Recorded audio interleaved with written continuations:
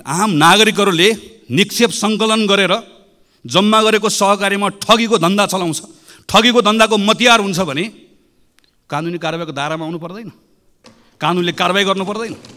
त्यसैले सुशासनको आजको दिनको मन्त्र बनेको कानुनको शासन, विधिको शासन। सहकारीका ठगहरूलाई कार्यवाहीको दायरामा ल्याउने हो कि सरकारमै भएको जस्तो लाग्छ, लामो समय सरकारै नछोडेको जस्तो पनि लाग्छ, राजनीतिमा भएको र सदनमा भएको पनि वर्षौँ बिते जस्तो लाग्छ। रोकेछ चाहिँ केले? नयाँ दलहरूले, नयाँ मान्छेहरूले। हामी तयार छौँ। सहकारीमा ठग्ने होस्, यताको होस् उताको होस्, जुनसुकै दलको होस्, दलभन्दा बाहिरको होस्, जतिसुकै शक्तिशाली होस्, कसैले पनि उन्मुक्ति पाउनुहुन्न। एउटा अनि सदनबाट सुशासनको कुरा, छेडखानीका कुराहरू अब नगरौँ। रासोपा खुसी छौँ, कम्तीमा पनि नसिकाउनु होला, अलिकति नयाँबाट सिक्नु पनि होला। एउटा सर्वसाधारण नागरिकले, एउटा नेपाली नागरिकले जे गर्दा दण्ड पाउँछ भने शक्तिशालीलाई पनि त्यो कानुन त्यसरी नै लागू हुनुपर्छ। मेरो प्रश्न, नगरेको चाहिँ किन? जब सबै थाहा रहेछ, इतिवृत्ति थाहा रहेछ भने नगरेको किन? रोकेको कसले? ओहो, योभन्दा अर्को लुटतन्त्र के हुन सक्छ? चाहे नागरिकताको कृत्य गर्ने होस्, चाहे सहकारीमा ठग्ने होस्। सरकारी जग्गा कृत्य गर्ने मान्छेहरू आफ्नै दलका वरिपरि छन् कि पहिला पार्टीगत रूपमा तिनलाई कारबाही गर्ने गरेर सुशासनको नयाँ कदम र उदाहरण दिने पो हो कि नागरिकता कृत्य गर्नेहरूलाई कारबाहीको दायरामा ल्याउने हो कि सहकारीका ठगहरूलाई कारबाहीको दायरामा ल्याउने हो कि? नागरिकता बनाउनलाई कृत्य गर्छ भने फलानु दलसँग जोडिएको छ, त्यस कारणले गर्दा कृत्य गरे पनि उसको कृत्य माफी हुन्छ, चल्छ। जतिसुकै शक्तिशाली होस्, जुनसुकै ताकत भएको होस्, यदि भूतपेच र ज्ञान बाँड्ने थलो बनाउने हो भने एकपटक सुरुवात आफ्नै दलबाट गर्दा पनि सजिलो हुन्छ होला, आफ्नै दलतिर फर्केर हेर्दा पनि हुन्छ होला। यदि नयाँ दलतिर हेर्न खोजेको हो भने नयाँ दल त 72 घण्टा छुट्याएर कारबाही गर्ने दल हो। पुराना दलहरूले आफ्ना दलभित्र एकपटक निया चियाएर हेर्ने हो कि? परिवर्तनको नाममा जे व्यवस्था निर्माण गर्नुभयो त्यो गणतन्त्र होइन। अहिले जनताले के भन्छन्? लुटतन्त्र भयो। अगाडि त कहाँ मात्रै बढेको छ? भ्रष्टाचार र लुटमा मात्रै अगाडि बढेको छ। एउटा यस्तो सर्वदलीय बैठक बस्छौँ सभामुख महोदय, त्यो बैठक बुढालिल कण्ठको आलिसान बैठक कोठामा होइन, खुमलटारको घरबेटीको घरमा पनि होइन, बालकोटको बारदलीमा पनि होइन, र बालुवाटारको वातानुकूलित विलासी सरकारी बैठकमा होइन। दलित मुसहर बस्तीमा एउटा सर्वदलीय बैठक गरौँ। 4 वर्षदेखि मुद्दा छिनोफानो नगर्ने, सांसद मन्त्री फरार सूचीमा राखिदिने, टिआरसी पीडित मैत्री हुने र अन्तर्राष्ट्रिय मानवाधिकारको विषयलाई मध्यनजर राख्दै हुने विषयमा रासोपा सघाउन तयार छ। आवाज मात्र होइन, आरोप प्रत्यारोप मात्र होइन, फुस्रा भाषण र नारा होइन, योजना सहितको यो प्रतिवेदन आजै यही सदनमा प्रधानमन्त्रीलाई हस्तान्तरण गर्ने योजना सहित आएको थिएँ। प्रधानमन्त्री उपस्थित हुनुभएको छैन। सम्माननीय सभामुख महोदय, सबैभन्दा पहिला गरिमामय संसदको महासचिव पदमा नियुक्त हुनुभएकोमा श्री पद्मप्रसाद पाण्डेज्यूलाई आफ्नो दलको तर्फबाट र आफ्नो तर्फबाट बधाई दिँदै सफल कार्यकालको शुभकामना अभिव्यक्त गर्न चाहन्छु। सम्मानित सभामुख महोदय, विशेष गरेर सत्तारूढ दलका नेताहरूको कुरा सुनियो। कुरा सुन्दा थाहा नभएको केही पनि पाइएन, सबै थाहा रहेछ। कहाँ व्यथिति भएको छ, कहाँ विसङ्गति भएको छ, कहाँ सुधार गर्नुपर्ने रहेछ, के गर्यो भने उपलब्धि हासिल गर्नुपर्ने रहेछ, सबै थाहा भएको रहेछ। मेरो प्रश्न, नगरेको चाहिँ किन? जब सबै थाहा रहेछ, इतिवृत्ति थाहा रहेछ भने नगरेको किन? रोकेको कसले? हामी नयाँ दलले कि नयाँ दलले यो कुरा रोकेको हो त? यदि नयाँ दलले रोकेको हो भने कहाँनिर रोक्यो त्यो पनि जानकारी पाउन पाए सजिलो हुन्थ्यो। त्यसैले म वर्षौँदेखि चलिआएको संसदलाई आरोप प्रत्यारोप, छेडखानी, घोच्ने पेच्ने ठाउँ बनाउनुभन्दा अलिक फरक ढङ्गले जाउँ भन्ने प्रस्तावसहित आज यहाँ उपस्थित हुन लागेको छु सभामुख महोदय। र यदि भूतपेच र ज्ञान बाँड्ने थलो बनाउने हो भने एकपटक सुरुवात आफ्नै दलबाट गर्दा पनि सजिलो हुन्छ होला, आफ्नै दलतिर फर्केर हेर्दा पनि हुन्छ होला। यदि नयाँ दलतिर हेर्न खोजेको हो भने नयाँ दल त 72 घण्टा छुट्याएर कारबाही गर्ने दल हो। पुराना दलहरूले आफ्ना दलभित्र एकपटक निया चियाएर हेर्ने हो कि?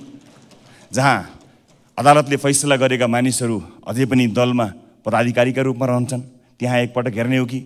विश्वविद्यालयलाई राजनीतिबाट मुक्त गर्छु भनेर भनिएको भाषणलाई कार्यरूप दिनका लागि विश्वविद्यालयहरूमा भातृ सङ्गठन नराख्ने विषयलाई निर्णयमा लिएर जाने, निर्णय गरेर काम अगाडि बढाउने हो कि र सरकारी जग्गा किर्ते गर्ने मान्छेहरू आफ्नै दलका वरिपरि छन् कि पहिला पार्टीगत रूपमा तिनलाई कारबाही गरेर सुशासनको नयाँ कदम र उदाहरण दिने पो हो कि नागरिकता किर्ते गर्नेहरूलाई कारबाहीको दायरामा ल्याउने हो कि सहकारीका ठगहरूलाई कारबाहीको दायरामा ल्याउने हो कि सरकारमै भएको जस्तो लाग्छ।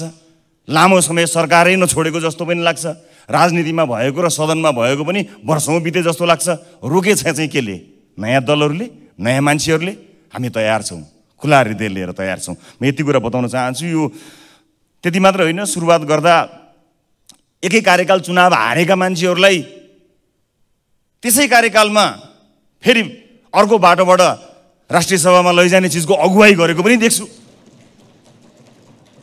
अधिकार प्राप्त निकायले बयान लिनका लागि बोलाएको भन्ने सुन्छु। जानका लागि साधन नभएको भए सम्पर्क गर्दा पुर्याइदिन्थ्यौँ, त्यहाँ पनि नपुर्याएको पनि देख्छु। अनि सदनबाट सुशासनको कुरा, छेडखानीका कुराहरू अब नगरौँ। यो गरिरहँदा लामो श्रृङ्खला चल्छ, त्यस कारणले नगरौँ। मिडिया मेटेरियल बन्ने कि ल मेकर बन्ने यहाँहरूको छुट। हामी ल मेकर बन्नका लागि उपस्थित भएका छौँ। 180 दिन सदन चल्दा अधिवेशनले एक मात्र चाहिँ यो विधेयक पास गर्यो र संविधान कार्यान्वयनका लागि तत्काल 40भन्दा बढी कानुन आवश्यकता पर्दाखेरि पनि हामीले अस्तिबाट यो सुरुवात गरेका छौँ र दोस्रो अधिवेशनका केही कमी कमजोरीहरूलाई सच्याएर अब यो सदनलाई अलिकति उत्तरदायित्व सहित अगाडि बढाउने प्रतिबद्धताका साथ हामी आएको हुनाले यसपटक संसदले क्यालेन्डर लागू गरेको छ। क्यालेन्डरले विगतमा जस्तो कुनै लहरमा या कुनै कारणले संसद प्रभावित हुने प्रवृत्तिलाई पनि न्यूनीकरण गर्नेछ भन्ने मैले विश्वास लिएको छु र निर्धारित दिनको जिम्मेवारी त्यही दिन पुरा गर्नका लागि पनि बाध्य बनाउनेछ। र ढिलै भए पनि संसदले आफ्नो क्यालेन्डर बनाएकोमा निरन्तर वकालत गर्दै आएको हामी रासोपा खुसी छौँ। कम्तीमा पनि अलिकति क्रेडिट दिनुभए हुन्छ, नसिकाउनु होला, अलिकति नयाँबाट सिक्नु पनि होला। अब संसदलाई बिजनेस दिनका लागि सरकार असफल भएको कुरा यहाँ उठिसकेको छ, त्यस कारणले म त्यसमा धेरै जान्न, मेरो समय पनि कम छ। र त्यस्तो अवस्थामा सरकारले बिजनेस नदिँदाको अवस्थामा सांसदहरूले दर्ता गराएका सङ्कल्प र जरुरी सार्वजनिक महत्त्वका प्रस्ताव कार्यसूचीमै नचढाउने जुन प्रवृत्ति छ त्यसलाई चाहिँ नागरिकसँग प्रत्यक्ष जोडिने अनेकौँ यस्ता प्रस्ताव दर्तामै सीमित गराउने यो गलत अभ्यास, विशेष गरेर संसद चाहिँ जनप्रतिनिधिको एउटा सच्चा थलो भएको हुनाले त्यसमा अलिकति जोड दिनुपर्ने कुरामा सभामुख महोदयको ध्यान आकर्षण गर्न चाहन्छु र संसदमा विभिन्न प्रतिनिधित्व गर्ने दलहरू र शीर्ष नेतृत्वको पनि ध्यान आकर्षण म गर्न चाहन्छु। त्यसै गरी बहुमतको बलमा विपक्षीले राखेका जनमैत्री संशोधन पनि फेल गराउने जुन प्रवृत्ति छ त्यसलाई पनि अन्त्य गर्न यसपालिको अधिवेशन सफल होस् भन्ने कामना गर्न चाहन्छु र बहुमतले सरकार बनाउनु र कानुन बनाउनुको अन्तरमा हामी गम्भीर रूपमा समीक्षा गर्न सक्छौँ र त्यस्तो हुने प्रतिबद्धता व्यक्त गर्छौँ होला भन्ने आशा र अपेक्षा पनि म यहाँ अभिव्यक्त गर्न चाहन्छु। सभामुख महोदय, मैले धेरै कुरा गर्न खोजेको थिएँ तर समयको पाबन्दी छ। यो विशेष गरेर जब भ्रष्टाचारका फाइलहरू खुल्छन् त्यतिखेर र अन्य विभिन्न विषयमा चाहिँ ठुला दलका सर्वदलीय बैठकहरू बस्ने गरेको छन्।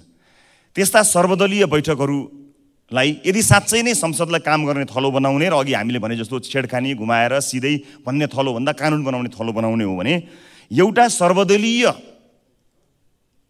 बैठकको प्रस्ताव आज संसदको रोस्ट्रमबाट गर्न चाहन्छु। यो सर्वदलीय बैठक भ्रष्टाचारको फाइल खुल्दा हुने सर्वदलीय बैठक या कुनै एउटा नियुक्तिहरूका लागि गरिने, भागभण्डाका लागि गरिने सर्वदलीय बैठक नभएर एउटा यस्तो सर्वदलीय बैठक बसौँ सभामुख महोदय जहाँ त्यो बैठक बुढालिल कण्ठको आलिसान बैठक कोठामा होइन, खुमलटारको घरबेटीको घरमा पनि होइन, बालकोटको बारदलीमा पनि होइन र बालुवाटारको वातानुकूलित विलासी सरकारी बैठकमा होइन, दलित मुसहर बस्तीमा एउटा सर्वदलीय बैठक गरौँ जसमा 5 वटा महत्त्वपूर्ण विषय सर्वदलीय निर्णयबाट पास गरौँ र सदनमा आउँ भन्ने प्रस्ताव राख्न चाहन्छु।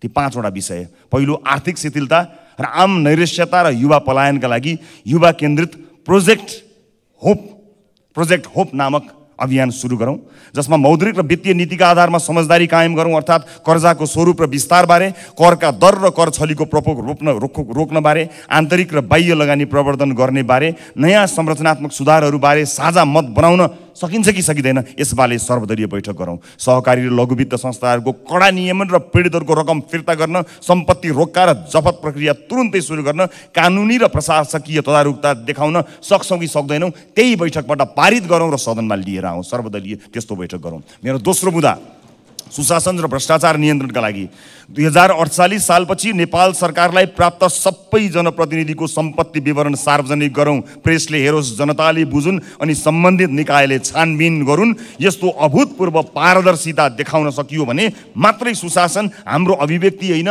साँच्चै नै विश्वसनीयता बन्न सक्छ। यो दोस्रो बुँदामा सर्वदलीय बैठक गरौँ। तेस्रो बुँदा रुग्ण भौतिक आयोजनाको व्यवस्थापन गरौँ। ढिलासुस्ती र भ्रष्टाचारको मुहान बनाइएका देशैभरि अलपत्र रहेका ठुला आयोजनामाथि अब हस्तक्षेप गरौँ। 2075 सालमै ल्याइएको द्रुततर निर्माण तथा विकास सम्बन्धी विधेयक पास गरौँ। सर्वदलीय बैठकमा मेरो एउटा प्रस्ताव छ। मेरो चौथो प्रस्ताव छ सर्वदलीय बैठकका लागि शिक्षा, स्वास्थ्य र सामाजिक सुरक्षाका सङ्कट समाधान गर्नको निमित्त। सिप र सिकाइको सङ्कट छ, स्वास्थ्य बिमाको अपर्याप्तता छ, कुपोषणको महामारी छ र धान्न नसकिने सामाजिक सुरक्षाको मोडलबारे शीर्ष नेताहरूले कहिल्यै छलफल भएको देखिएको छैन।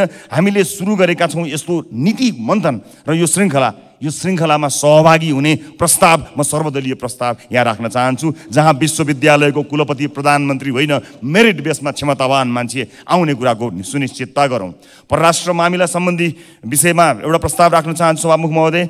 यसमा के सत्ता पक्ष के विपक्ष, सत्ता टिकाउन कुनै शक्ति राष्ट्रको अवाञ्छित सद्भाव खोज्ने लिगलेगे दौड छोडी भारत, चीन, युरोपेली सङ्घ, अमेरिका जस्ता राष्ट्रहरूलाई कसरी हेर्ने, ऋण र अनुदानका कस्ता शर्त स्वीकार्ने, साझा ग्लोबल मुद्दामा हाम्रो अडान कस्तो हुन्छ भन्ने बारे एकरूपता कायम गरौँ। जलवायु परिवर्तन, क्षेत्रीय कनेक्टिभिटी, अधिकतम विकसित राष्ट्रहरूको दर्जाबाट स्तरोन्नति हुँदै गर्दाको सङ्क्रमणकालीन सहजता, सहुलियतपूर्ण वित्त बजार, प्रविधि हस्तान्तरण जस्ता विषयमा केन्द्रित आर्थिक कूटनीतिमा क्षमता वृद्धि गर्ने विषयमा बैठकमा एकरूपता कायम गरौँ भन्ने कुराको प्रस्ताव राख्न चाहन्छु सभामुख महोदय। अन्त्यमा यस अधिवेशनमा हाम्रा पार्टीका केही प्राथमिकताहरू छन्। स्थानीय सरकारको सबलीकरण र टिआरसी, पीडित मैत्री हुने र अन्तर्राष्ट्रिय मानवाधिकारको विषयलाई मध्यनजर राख्दै हुने विषयमा रासोपा सघाउन तयार छ। त्यसैगरी सर्वव्यापी कुशासन र दण्डहीनता विरुद्ध हामी यसपटक सदनमा आवाज उठाउँछौँ। आर्थिक पुनरुत्थान तथा युवा उद्यमशीलतामा केन्द्रित नीतिगत रूपमा हामी यसपटक पहल गर्नेछौँ। सर्वाङ्गीण विकास, सामाजिक विकास, शिक्षा, स्वास्थ्य जस्ता विषयमा कुराकानी गर्नेछौँ। सभामुख महोदय, मलाई 1 मिनटको समय पाऊँ, म एउटा कुरा सकिहाल्छु। सम्मानीय सभामुख महोदय,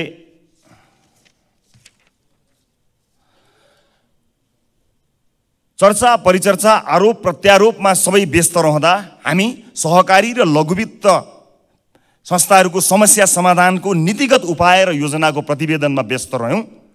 आफूलाई लागेका आरोपहरूमध्ये त्यसमा ध्यान दिनुभन्दा त्यसको समाधानको उपायमा हामी लाग्यौँ। आज सम्माननीय प्रधानमन्त्री पनि उपस्थित हुनुहुनेछ भन्ने सुनेर त्यसलाई उहाँलाई सदनमै हस्तान्तरण गर्नको निमित्त त्यो तयारीको यो सहकारी तथा लघुवित्त वित्तीय संस्थाहरूको समस्या समाधानका नीतिगत उपाय र योजनाको प्रतिवेदन आवाज मात्र होइन, आरोप प्रत्यारोप मात्र होइन, फुस्रा भाषण र नारा होइन, योजना सहितको यो प्रतिवेदन आजै यही सदनमा प्रधानमन्त्रीलाई हस्तान्तरण गर्ने योजना सहित आएको थिएँ। प्रधानमन्त्री उपस्थित हुनुभएको छैन।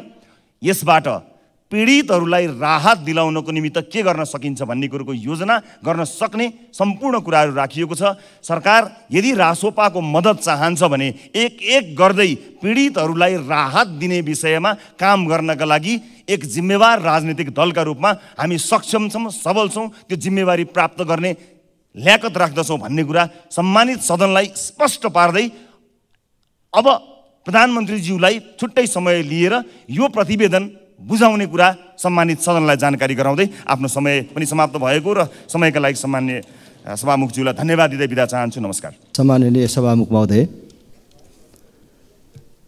महासचिवजीलाई बधाई तथा कार्यकाल सफलताको शुभकामना व्यक्त गर्न चाहन्छु राष्ट्रिय प्रजातन्त्र पार्टीको तर्फबाट। अहिले सभामुख महोदय, देश टक्क अडिएको जस्तो अवस्थामा छ। हामीले जतिसुकै सरकारको तर्फबाट सुशासनका, विकासका, प्रगतिका, प्रजातन्त्रका कुराहरू सुने पनि देश अगाडि बढ्ने होइन, बरु कैयौँ सन्दर्भमा पछाडि सरिराखेको अवस्था छ। अगाडि त कहाँ मात्रै बढेको छ, भ्रष्टाचार र लुटमा मात्रै अगाडि बढेको छ।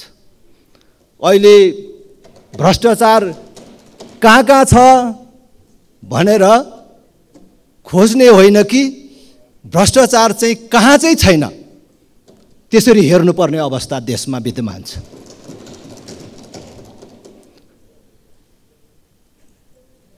सरकार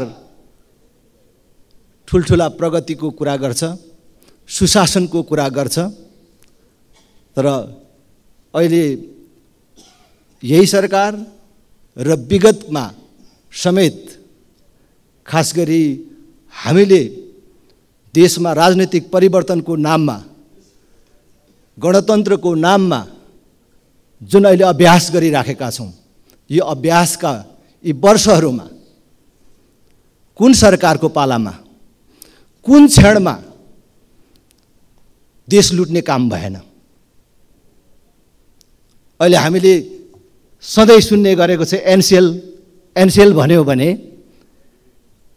एनसिएल नेपालको सबभन्दा ठुलो करदाता संस्था हुनुपर्ने, तर त्यसमा कसले लाभ लिएको छैन, त्यसलाई कसले प्रयोग गरेको छैन। अहिले टेरामक्स भनेर जो हामीले सुनिराखेका छौँ, टेरामक्स भनेको के हो? टेरामक्स एउटा प्रविधि भित्र्याउने, जुन प्रविधिले गर्ने थुप्रै कामहरू छन्। मलाई जुन समय छ त्यो सबै मैले यहाँ भन्ने मौका पाउँदिनँ, तर हामी सबैले र आम जनताले बुझ्नुपर्ने कुरा के हो भन्दाखेरि अहिले दूरसञ्चार सम्बन्धी सेवा प्रदायक संस्थाहरूले हामीलाई जुन सेवा दिन्छु भनेको छ त्यो गुणस्तरको सेवा दिएको छ कि छैन, र हामीले जुन सेवा प्राप्त गर्यौँ भनेर रकम तिर्छौँ त्यो बराबरको सेवा प्राप्त गरेको छौँ कि छैनौँ, र अरू कल बाइपासका कुराहरू पनि छन्। यो सम्पूर्ण हेर्ने प्रविधि हो त्यो टेरामक्स भनेको, जुन आज एनसिएलले एनटिसीले हामीलाई ग्राहकलाई जे सेवा दिने भनेको छ त्यो दिएको छ कि छैन, हामीले जुन समय प्रयोग गरेको छौँ ठ्याक्कै त्यही अनुसारको पैसा काटेको छ कि बेसी पैसा काटेको छ भन्ने कुरा थाहा पाउने यन्त्र हो त्यो। तर त्यो ल्याउने क्रममै भ्रष्टाचार भयो, त्यो प्रविधि भित्र्याउनमै भ्रष्टाचार भयो भनेर कैयौँ वर्षदेखि त्यो प्रविधि भित्र्याउनबाट रोक लगाइएको छ। यसबाट ल्याउने काममा पनि खाने अनि त्यो ल्याउन रोके बापत पनि खाने। ओहो, योभन्दा अर्को लुटतन्त्र के हुन सक्छ? तपाईँ 4 वर्षदेखि मुद्दा छिनोफानो नगर्ने, सांसद मन्त्री फरार छन् भन्ने सांसद मन्त्री फरार सूचीमा राखिदिने, विकास निर्माणका कामहरू ठप्प छन्, मन्त्री भन्ने, प्रधानमन्त्री भन्ने, हाम्रो सार्वजनिक खरिद ऐनले, वन ऐनले विकासका कामहरू अगाडि बढाउन पाइएन भनेपछि कसले बढाउन दिएन? त्यो ऐन कसले बनाएको हो? त्यो ऐनमा आफ्नो स्वार्थ राख्नको लागि, केही मान्छेहरूको सुविधाको लागि जुन बुदाहरू राख्नुभयो, यही विकास अवरुद्ध होस्, केही मानिसहरूको मुठीमा विकास निर्माणका कामहरू हुन् भन्ने हिसाबले बनाउनु भयो। अहिले तपाईँलाई संशोधन गर्न कसले रोकेको छ? आज समग्र देशको जुन हामीले भ्रष्टाचारको र अविकसितताको, बेरोजगारीको कुरा गर्छौँ, यसको जडमा हामीले अवलम्बन गरेको प्रणाली दोषी छ। त्यसैले सभामुख महोदय, अब यही निर्वाचन प्रणाली, यही नियुक्ति प्रणाली, यही ऐन निर्माण गर्ने विधिबाट हामीले अपेक्षा गरेको परिवर्तन सम्भव छैन मात्र होइन, कुनै हालतले देश अगाडि बढ्न सक्दैन। र अहिले यो कुरा राप्रपाले मात्रै होइन, यो उत्कृष्ट व्यवस्था हो भनेर ल्याउने, लड्ने सबैले पनि स्वीकारिसक्नु भएको अवस्था हो। त्यसैले म आग्रह गर्छु, तपाईले परिवर्तनको नाममा जे व्यवस्था निर्माण गर्नुभयो त्यो गणतन्त्र होइन। अहिले जनताले के भन्छन्? लुटतन्त्र भयो। केही सीमित राजनीतिक दल र ती सीमित राजनीतिक दलका पनि सीमित नेताहरूको मुठीमा देश कैद भयो, उनीहरूको लागि मात्रै भयो। त्यसकारण अब देश यही अडिराख्न सक्दैन, देशलाई यही अवस्थामा राखिराख्न सकिँदैन। राष्ट्रिय प्रजातन्त्र पार्टीले भन्दै आएको छ र म यो संसदमा पनि भन्न चाहन्छु, सबै दलहरूको ध्यान आकर्षण गर्न चाहन्छु, केवल सरकारको मात्र होइन, सबै माननीय सदस्यहरूको ध्यान आकर्षण गर्न चाहन्छु। राप्रपाले पछाडि फर्कने कुरा गरेको होइन, तर अब देश यही बसिराख्न पनि सक्दैन। अब नयाँ सम्झौता गरेर अगाडि जाने कुरा गर्नु पर्यो। माननीय सदस्य, कसैलाई निषेध गरेर मुलुक अगाडि बढ्दैन भन्ने कुरा प्रमाणित भइसक्यो। हाम्रो अहम तुष्टिको लागि देशलाई बन्धक नबनाऊ र सबै मिलेर नयाँ सम्झौता गरेर नवीन बाटोमा देशलाई अगाडि लैजाउँ भन्ने कुरा म हार्दिक आग्रह गर्न चाहन्छु। धन्यवाद। प्रथम माननीय सदस्य श्री गगन कुमार थापालाई बोल्न समय दिन्छु। समय 38 मिनट।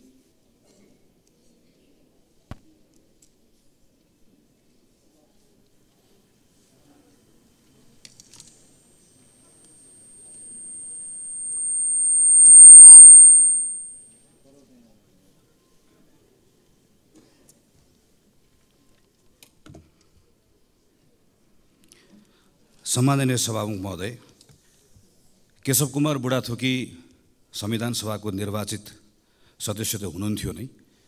हाम्रो पार्टी नेपाली कांग्रेसका एकजना पुरानो नेता, लोकतान्त्रिक आन्दोलनका एक सक्रिय अभियन्ता र झापा जिल्लाको त्यहाँको जनताहरूको एउटा प्रिय नेताको रूपमा र निडर व्यक्तित्व आफ्नो मान आर्जन गर्नुभएको नेता हुनुहुन्थ्यो। हिजो हामीले उहाँलाई गुमाएका छौँ। यो क्षणमा म उहाँलाई सम्झन चाहन्छु, उहाँको परिवारप्रति हार्दिक समवेदना प्रकट गर्न चाहन्छु र उहाँप्रति भावपूर्ण श्रद्धाञ्जली अर्पण गर्छु। भर्खरै मात्र हामीले जानकारी प्राप्त गऱ्यौँ कि आदरणीय पद्मप्रसाद पाण्डे महासचिव नियुक्त हुनुभएको छ। म नेपाली कांग्रेस पार्टी, नेपाली कांग्रेसको सिङ्गो संसदीय दलको तर्फबाट मलाई बधाई दिन चाहन्छु र यो कार्यकालको सम्पूर्ण सफलताको कामना पनि गर्छु। हामी आजबाट अधिवेशनको एउटा नयाँ यात्रामा निस्किएका छौँ। योभन्दा अघिल्लो अधिवेशन हाम्रो लागि धेरै सम्झना योग्य रहेन। सरकार आफैले पनि यो कुरालाई स्वीकार गरेको छ। त्यही भएर यो पटक अघिल्लो अधिवेशनभन्दा फरक बनाउँछु भनेर हामीसँग बाचा गरेको छ। यो पटक म थुप्रै संसदलाई काम दिन्छु। खास गरिकन संविधान कार्यान्वयनसँग जोडिएका थुप्रै कानुनहरू बनाउनु बाँकी छन्। ती कानुनहरू बनाउनलाई संसदको यो अधिवेशनमा सांसदहरूलाई भ्याइ नभ्याइ हुन्छ भन्ने सरकारको बाचा छ। अर्थतन्त्रलाई चलायमान बनाउनका निम्ति पनि थुप्रै कानुनहरू परिमार्जन गर्नुपर्नेछ, कानुनहरू बनाउनु पर्नेछ। यी सन्दर्भमा पनि मैले काम गर्छु भनेर भनेको छ। संहिता कार्यान्वयन लगायतका विषयहरू पनि सरकारले प्राथमिकतामा राख्छु भनेर भनेको छ। हामी त्यसको प्रतीक्षा गरिरहेका छौँ। संसद स्वयं आफैले पनि अघिल्लो अधिवेशनभन्दा म अलिकति काम गर्ने तरिका बदल्छु भनेर हामीले अस्ति पहिलो दिनबाटै यो यात्रा सुरु गरेका छौँ। हामी अलिकति आफ्नो काम गर्ने तरिकालाई व्यवस्थित बनाउँछौँ। हामी एउटा कार्यतालिका बनाएर काम गर्छौँ। हाम्रो संसदीय समितिहरूलाई पनि हामी थप क्रियाशील बनाउँछौँ। हामी संसद समयमा चलाउँछौँ। हामी संसदबाट सरकारले ल्याएका कामहरू समयमा टुङ्ग्याउँछौँ भन्ने हाम्रो बाचा छ। त्यो बाचामा हामी सबै प्रतिबद्ध छौँ नै। संसदीय समितिहरूले पनि यही अनुरूप आफूलाई ढाल्नेछन् भन्ने हाम्रो अपेक्षा छ। संसदीय समितिहरूको विश्वसनीयताको प्रश्न पनि छ। कतिपय सन्दर्भमा हामीले निर्देशन दिनका निम्ति हतारो गरेका छौँ। कतिपय सन्दर्भमा आरोप प्रत्यारोप पनि गरेका छौँ, कतिपय सन्दर्भमा प्रक्रिया मिचेको र अपारदर्शी भएको भन्ने विषयहरू पनि सँगसँगै उठेर आएको छ। यो सबै कुराले संसदीय समितिको विश्वसनीयता घटाउँछ। त्यो भनेको सिङ्गो संसदको विश्वसनीयता घटाउँछ।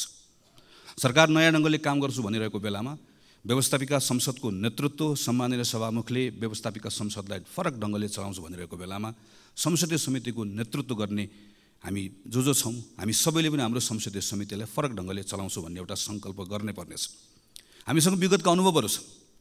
कहिलेकाहीँ एउटै विषयलाई 2-3 संसदीय समितिहरूको क्षेत्राधिकार हो कि भनेर अलमल हुँदै गर्दा सँगै बसेर काम गरेका अनुभवहरू छन्। म यो क्षणमा स्वर्गीय रविन्द्र अधिकारीलाई सम्झिरहेको छु। जतिखेर उहाँ विकास समितिको सभापति हुनुहुन्थ्यो, म त्यो बेलामा कृषि जलस्रोत समितिको सभापतिको रूपमा काम गरिरहेको थिएँ। सम्माननीय स्वर्गीय सुशील कोइराला प्रधानमन्त्री हुनुहुन्थ्यो। कतिपय विषयहरूमा हामी सँगै एउटै समिति जस्तो बसेर सँगै काम गर्थ्यौँ, सरकारलाई बोलाउँथ्यौँ र त्यो बेलामा सरकारले पनि हाम्रो कुरालाई गम्भीरतापूर्वक लिन्थ्यो। आरोप प्रत्यारोप भन्दा फरक ढङ्गबाट पनि काम गर्ने ठाउँहरू छन् भन्ने सन्दर्भमा हामी सबैले सोच्नुपर्ने बेला आएको छ। यो अधिवेशनको दौरानमा संसदीय समितिले थुप्रै कामहरू गर्नुपर्नेछ, कानुनहरू बनाउनु पर्नेछ। कानुन बनाउने विषयका सन्दर्भमा पनि हामी आफैले पनि यो छोटो समयमा केही तितो अनुभवहरू गरेका छौँ। यी कुराहरूमा हामी सबै खुला हृदयले समीक्षा गर्न तयार छौँ भन्ने पनि म ठान्दछु। यही क्रममा हामी राजनीतिक दलहरू जो अहिले संसदभित्र छौँ, हामीले पनि आफ्नो काम गर्ने तरिका बदल्नु परेको छ। यो संसदको सबभन्दा ठुलो दल भएको हिसाबले नेपाली काङ्ग्रेस यो सन्दर्भमा अझै आफूलाई अझै बढी जिम्मेवारीका साथमा प्रस्तुत गर्नुपर्छ भन्ने ठान्दछ। यही सोचेर हामीले भर्खरै बसेको संसदीय दलको बैठकबाट गम्भीरतापूर्वक छलफल गरेर एउटा सङ्कल्प गरेका छौँ कि यो पटकको संसदको अधिवेशनमा हाम्रो उपस्थितिलाई हामी थप जिम्मेवार बनाउनेछौँ, हामी आफूलाई थप क्रियाशील पनि बनाउनेछौँ र सरकारले संसदबाट जे कुराहरूको अपेक्षा गरेको छ, संसदको ठुलो दलको हिसाबले यो जिम्मेवारीका साथमा हाम्रो क्रियाशीलताले सरकारको त्यो अपेक्षा पुरा गर्नको लागि र आम नागरिकको संसदप्रतिको अपेक्षा पुरा गर्नका निम्ति हाम्रो भूमिका तदनुरूप गर्नेछौँ भन्ने हिसाबले हामीले आफ्नो बैठकबाट केही निर्णयहरू गरेका छौँ र त्यो निर्णयले अनुरूप यो अधिवेशनभरि हाम्रा सांसद साथीहरू चल्नुहुन्छ भन्ने कुरामा म आश्वस्त पार्न पनि चाहन्छु। तर यो सँगसँगै हामीले हाम्रो यो संसदलाई आम नागरिकसँग कसरी जोड्ने भन्ने पनि हेर्नुपर्नेछ। हिजोको मात्र एउटा तथ्याङ्क हामीले हेऱ्यौँ भने पर्यटकहरूबाट जति रकम नेपाल भित्रिन्छ, हामी 10 लाख पर्यटक पुग्यो भनेर भन्छौँ, त्योभन्दा बढी रकम नेपाली विद्यार्थीहरूले बाहिर पढ्नको लागि लिएर गए भन्ने तथ्याङ्क हामीले हिजो मात्र पढ्यौँ। हामीले आफ्नै वरिपरि पनि थुप्रै केटाकेटीहरू बाहिर पढ्न गएको हामीहरू देख्छौँ। हुन त कहिलेकाहीँ हामीहरू मिथ्याङ्कहरूको सहारा पनि लिन्छौँ। नेपालमा खास गरिकन चिकित्सा लगायतका कतिपय विषयका सन्दर्भमा हामीले भ्रामक धारणाहरू बनाएर राखेका छौँ। नेपालको वरिपरि सिमाना क्षेत्रमा दर्जनौँ नर्सिङ कलेजहरू खोलेका छन्, त्यहाँ हजारौँ विद्यार्थीहरू पढ्न गएका छन् भनेर कहिलेकाहीँ आफू आतङ्कित हुन्छौँ, अरूलाई आतङ्कित बनाउँछौँ। हाम्रो सरकारको तथ्याङ्कले भन्छ गएको 3 वर्षमा 300 विद्यार्थी पनि बाहिर पढ्न गएका छैनन् नर्सिङ पढ्नका लागि। अरू विषयहरू पढ्न गएका छन्, अस्ट्रेलिया गएका छन्, क्यानाडा गएका छन्, युरोप गएका छन्, थुप्रै गएका छन्, तर सबै पढ्न भनेर गएका छैनन्। हामीले देख्छौँ कुनै बेला विद्यार्थीहरू बढी बेलायत जान्थे, जतिखेर बेलायतको इमिग्रेसन अलिकति खुकुलो थियो, कुनै बेला अस्ट्रेलिया जान्थे, अहिले क्यानाडा जान्छन्। यो सबै पढ्नको लागि होइन पनि हामीलाई थाहा छ। यसका अरू धेरै पक्षहरू छन्, तर कतिपय विद्यार्थीहरू पढ्नका लागि भनेर गएका छन्, हाम्रो विश्वविद्यालयको कारणले गर्दा गएका छन्। त्यो विश्वविद्यालय शिक्षा सुधार गर्यो भने कतिपय कुरालाई यहाँ रोक्न सकिन्छ। त्यो विश्वविद्यालय क्षेत्रलाई सुधार गर्नका निम्ति केही समयपछि सरकारले यही संसदमा उच्च शिक्षाको विधेयक ल्याउँदैछ, जो अहिले सार्वजनिक भएको छ। हामी त्यसलाई पढि पनि रहेका छौँ। त्यो उच्च शिक्षाको विधेयकमा यो संसदले हामीले काम गर्नुपर्ने छ। हाम्रो विश्वविद्यालयको स्वायत्तता, विश्वविद्यालयको सँगसँगै विविधता, विश्वविद्यालयले मौलिकता पनि कसरी कायम गर्ने, सँगसँगै विश्व बजारका निम्ति हाम्रो विश्वविद्यालय त्यो अनुकूल कसरी हुने भनेर हामीले कानुनमा सँगै काम गर्नुपर्नेछ। तर त्यो कानुन आउनको लागि समय लाग्छ, त्यो कानुन आएर पारित गर्नलाई पनि समय लाग्छ। यो बिचमा त्रिभुवन विश्वविद्यालयको ठाउँ रिक्त भएको छ, त्रिभुवन विश्वविद्यालय सँगसँगै अन्य विश्वविद्यालयहरूको पनि नेतृत्व रिक्त भएको छ। हामीले त्यो बेलामा सुधार गरौँला भनेर अहिले मौका पाएको बेलामा त्रिभुवन विश्वविद्यालयमा हिजो जे गल्ती गरेका छौँ त्यही कुरा दोहोऱ्यायौँ र मौका पाएको बेलामा सुधार गरेनौँ भने हामी यहाँभित्र उच्च शिक्षा सुधार गर्ने भनेर भनिराख्छौँ, छलफल गरिराख्छौँ, मान्य सांसदहरूले तथ्याङ्क प्रस्तुत गरिराख्नुहुन्छ, विद्यार्थी बाहिर गयो भनेर हामी रोइकराइ गरिराख्छौँ। तर संसदले आफूले पाएको जिम्मेवारी हामीले उच्च शिक्षाको विधेयक ठिक ढङ्गले बनाएनौँ र सरकारले मौका पाएको बेलामा त्रिभुवन विश्वविद्यालय, पूर्वाञ्चल विश्वविद्यालय, पोखरा विश्वविद्यालय लगायतको नेतृत्वहरू भागवण्डा नगरिकन विश्वविद्यालयको नेतृत्वको नियुक्ति हेर्दाखेरि नै कुनै पनि नागरिकले टिप्पणी गर्न नसक्ने गरिकन बनाउने मौकाबाट चुक्यो भने हाम्रा कुरा मात्रै हुन्छन्। हामीले यहाँ संसदबाट गर्ने काम र सरकारबाट गर्ने कामलाई आम नागरिकका यी विषयहरूसँग जोड्न सक्छौँ कि सक्दैनौँ। हाम्रो अहिले विद्यालयहरूमा केटाकेटीहरू पढ्न गइरहेको देशैभरि देख्छौँ हामीहरू। थुप्रै विद्यालयहरू खुलेका छन्, विद्यालयको भवन पनि बनेका छन्, तर एक कक्षामा 100 जना विद्यार्थी भर्ना भएको विद्यार्थीहरू 10-12 कक्षामा पुग्दै गर्दा 30-32 जना विद्यार्थीहरू मात्र बाँकी रहन्छन्। त्योभन्दा पनि डरलाग्दो कुरा अर्को, हाम्रो केटाकेटीहरू विद्यालयमा पढिरहेका छन् तर सिकिरहेका छैनन्, गणित सिकिरहेका छैनन्, विज्ञान सिकिरहेका छैनन्, अङ्ग्रेजी त अझै कम सिकिरहेका छन्। विज्ञान, गणित र अङ्ग्रेजी आएन भने अहिले हामी सूचना प्रविधिको जुन कुरा गरिरहेका छौँ, नलेज इकोनोमीको जुन कुरा गरिरहेका छौँ, नेपालले अघिल्लो पटक जुन हामीले हाम्रो ट्रेन्ड छुट्यो भनिरहेका छौँ, अर्को पटक फेरि ट्रेन्ड छुट्छ। 3 कक्षा 4 कक्षा पढ्ने बच्चालाई, 5 कक्षा 6 कक्षा पढ्ने बच्चालाई एकपटक हामीले हेऱ्यौँ भने ती केटाकेटी पढिरहेका छन् तर तिनले गणित, विज्ञान, अङ्ग्रेजी जानिरहेका छैनन् भने अबको 8-10 वर्षपछि, 5-7 वर्षपछि जब तिनीहरू 18-20 वर्षको हुन्छन् र हामीसँग ठुलो जनसङ्ख्या हाम्रो आफ्नो श्रमको बजारमा हामीसँग हुन्छ, तर अङ्ग्रेजी, गणित, विज्ञानको फाउन्डेसन नभएको केटाकेटीहरू भइसके पछाडि हामीले चाहेर पनि केही पनि गर्न सक्दैनौँ। हामी अर्को एउटा मौकाबाट फेरि चुक्छौँ।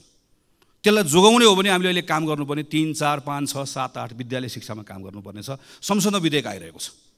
यो विधेयकलाई अहिले हामी आरोप प्रत्यारोप गर्ने वा लोक रिजाइका निम्ति हामीले आफूलाई प्रस्तुत गर्ने वा कसैको तुष्टिकरणका निम्ति वा आफ्नो राजनीतिक दलको कुनै एउटा आग्रहका निम्ति यसलाई हामी आफ्नो पोजिसनलाई प्रयोग गर्ने वा हामीले यो बेलामा यो जिम्मेवारी पुरा गर्नका लागि हामीले अहिले यो विधेयकमा काम गर्ने हाम्रो अगाडि मौका छ, हाम्रो अगाडि प्रश्न छ।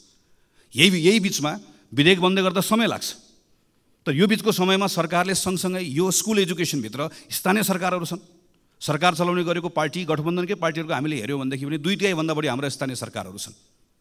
प्रदेश सरकार 7 प्रदेशमा माथि प्रधानमन्त्रीलाई अनुकूल हुने गरिकन 7 प्रदेशका सरकारहरू छन्। त्यो प्रदेशले अहिले स्कुल एजुकेसनमा के काम गर्ने हो, त्यो स्थानीय सरकारले एजुकेसनमा के काम गर्ने हो, यो 1 वर्षको समय खेर कसरी नफाल्ने हो, यहाँनिर हामीले सोच्नुपर्नेछ र हामीले सँगसँगै यहाँभित्रको पार्लियामेन्टमा आएको कानुनमा काम गर्नुपर्नेछ। यति जिम्मेवारी पुरा गऱ्यौँ भने जसरी अघि मैले उच्च शिक्षाको कुराकानी गरेँ, हाम्रो विद्यालय शिक्षाको क्षेत्रमा केही न केही सुधार हुन्छ, कहीँ न कहीँ हामीहरू पुगिन्छ। यही संसदको यही रोस्टममा उभिएर अहिलेकै सम्माननीय प्रधानमन्त्री हुनुभएको बेलामा स्वास्थ्य बिमा सम्बन्धी कानुन यहीँ उभिएर पढेको म सम्झन्छु। स्वास्थ्य बिमा सम्बन्धी कानुन हामीले यहाँ प्रस्ताव गरेर यो संसदले पारित गर्दै गर्दा हामीले त्यही बेलामा एउटा परिकल्पना गरेका थियौँ कि प्रत्येक नेपालीलाई स्वास्थ्य बिमामा अनिवार्य रूपमा आबद्ध गरिनेछ र प्रत्येक नेपालीले त्यो स्वास्थ्य बिमा बापत आफ्नो आयको आधारमा योगदान गर्नुपर्नेछ। अहिलेको जस्तो अप्पर क्याप लगाएर 1 लाख दिने, 2 लाख दिने, 3 लाख दिने होइन। एउटा नेगेटिभ लिस्ट हुन्छ, त्यो लिस्टमा भएको त्यो सायद दाँतसँग जोडिएको कुरा होला वा अरू प्लास्टिक सर्जरीसँग जोडिएका कुरा होलान्। यी केही सेवाहरू बाहेक बाँकी रहेका सबै सेवाहरू त्यो बिमित भएको मानिसले सबैको बिमित हुन्छ र प्रत्येक नेपाली, यसको अर्थ प्रत्येक नेपालीले ती सबै सुविधाहरू निःशुल्क रूपमा प्राप्त गर्छ र गुणस्तरीय रूपमा प्राप्त गर्छ र यो दिनको निम्ति हाम्रा सेवा प्रदायक संस्थाहरूलाई कसरी बलियो बनाउने, त्यो सेवा प्रदायक संस्थाहरूमा जनशक्ति कसरी उपलब्ध गराउने, यी सबै विषयहरूका बारेमा अध्ययन पनि भएको छ, यसका बारेमा निर्णयहरू पनि भएका छन्, यसको बारेमा बाटो कसरी जाने भन्ने कुरा तय पनि भएको छ। आज हामीसँग फेरि एउटा मौका आएको छ। हामी अहिले यो काम गर्ने वा अहिले स्वास्थ्य बिमाको हामीले अहिले पछिल्लो समयमा हामीले हेऱ्यौँ भनेदेखि भने यो प्रतिको विश्वास घट्दै गएको छ, झन् थप लथालिङ्ग बन्दै गएको छ। हामीले अहिले यहाँभित्र बसेर, संसदभित्र बसेर स्वास्थ्यको हामी नै आफूले बनाएको कानुनलाई कार्यान्वयन गराउने विषयको सन्दर्भमा हामीले जे भूमिका निर्वाह गर्नुपर्ने हो हामीले निर्वाह गर्नुपर्नेछ, सरकारको ठाउँबाट जे भूमिका निर्वाह गर्नुपर्ने हो सरकारले निर्वाह गर्नुपर्नेछ। यी साना कामहरू हुन्, मैले भनेका योभन्दा धेरै ठुल्ठुला कामहरू अहिलेका काम हुन् भन्ने लाग्न सक्दछ, तर यस्तो होइन।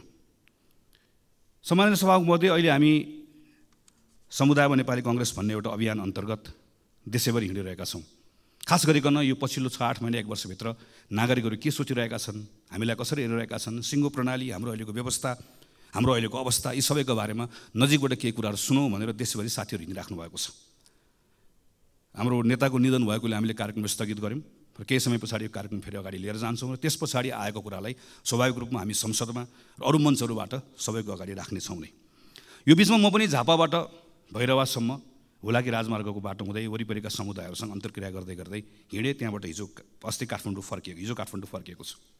यो बिचमा मैले देखेँ कि हाम्रा पूर्वाधारहरूको अवस्था, चाहे त्यो ठुलो पूर्वाधार होस्, चाहे झापाको त्यो कन्काई पुल होस्, मोरङको रतुवामाई पुल होस्, वा धनुषाको कमलाको पुल होस्, वा बाटोमा परेका सिँचाइका ठुला आयोजनाहरू हुन् वा सानसाना आयोजनाहरू, चाहे सानो होस् चाहे मध्यम होस्, यी सबै आयोजनाहरूको बेहाल छ। अहिले भर्खर पनि यहाँ बाटोको कुरा निस्क्यो, सडकको कुरा निस्क्यो। अहिले नारायणगढ बुटवलको सडकबाट हामीहरू धेरै हिँडेका छौँ। हामी अहिले यही यता पोखरासम्म जाने बाटोमा यहाँ सबैजना थुप्रैजना हिँडेका छौँ। हामी यो विषयमा छलफल गर्दै गर्दा के कुरा भन्छौँ भने कहिलेकाहीँ हामी ऐनमा समस्या छ त्यस कारणले गर्दा भयो भनेर भन्छौँ, कहिले वन मन्त्रालयले रुख काट्न दिएन त्यस कारणले गर्दा भयो भनेर भन्छौँ। अहिले पछिल्लो समयमा के भन्न थालेका छौँ भने सरकारले भुक्तानी दिएन त्यस कारणले गर्दा समस्या भयो भनेर भन्छौँ। सरकारले फेरि चाहिँ मैले भुक्तानी दिन खोजेको तर समयमा गर्नुपर्ने काम नसकेको कारणले गर्दा भएन भनेर भनेको हामीहरू सुन्छौँ। र यो सन्दर्भमा हाम्रो संसदभित्र हामी छलफल गर्दै गर्दाखेरि सजिलैसँग हामी एकअर्कालाई आरोप प्रत्यारोप लगाउँछौँ। तर अलिकति गहिरेर हामीले हेऱ्यौँ भनेदेखि भने हामी सबै सरकारमा बसेका छौँ। कतिपय जुन सडकको बारेमा आज हामी त्यहाँ बसेर चर्चा गरिरहेका हुन्छौँ, प्रश्न गरिरहेका हुन्छौँ, ती कतिपय सडक त आफैले सुरुवात गरेका सडकहरू छन्, आफैले शिलान्यास गरेका सडकहरू छन्।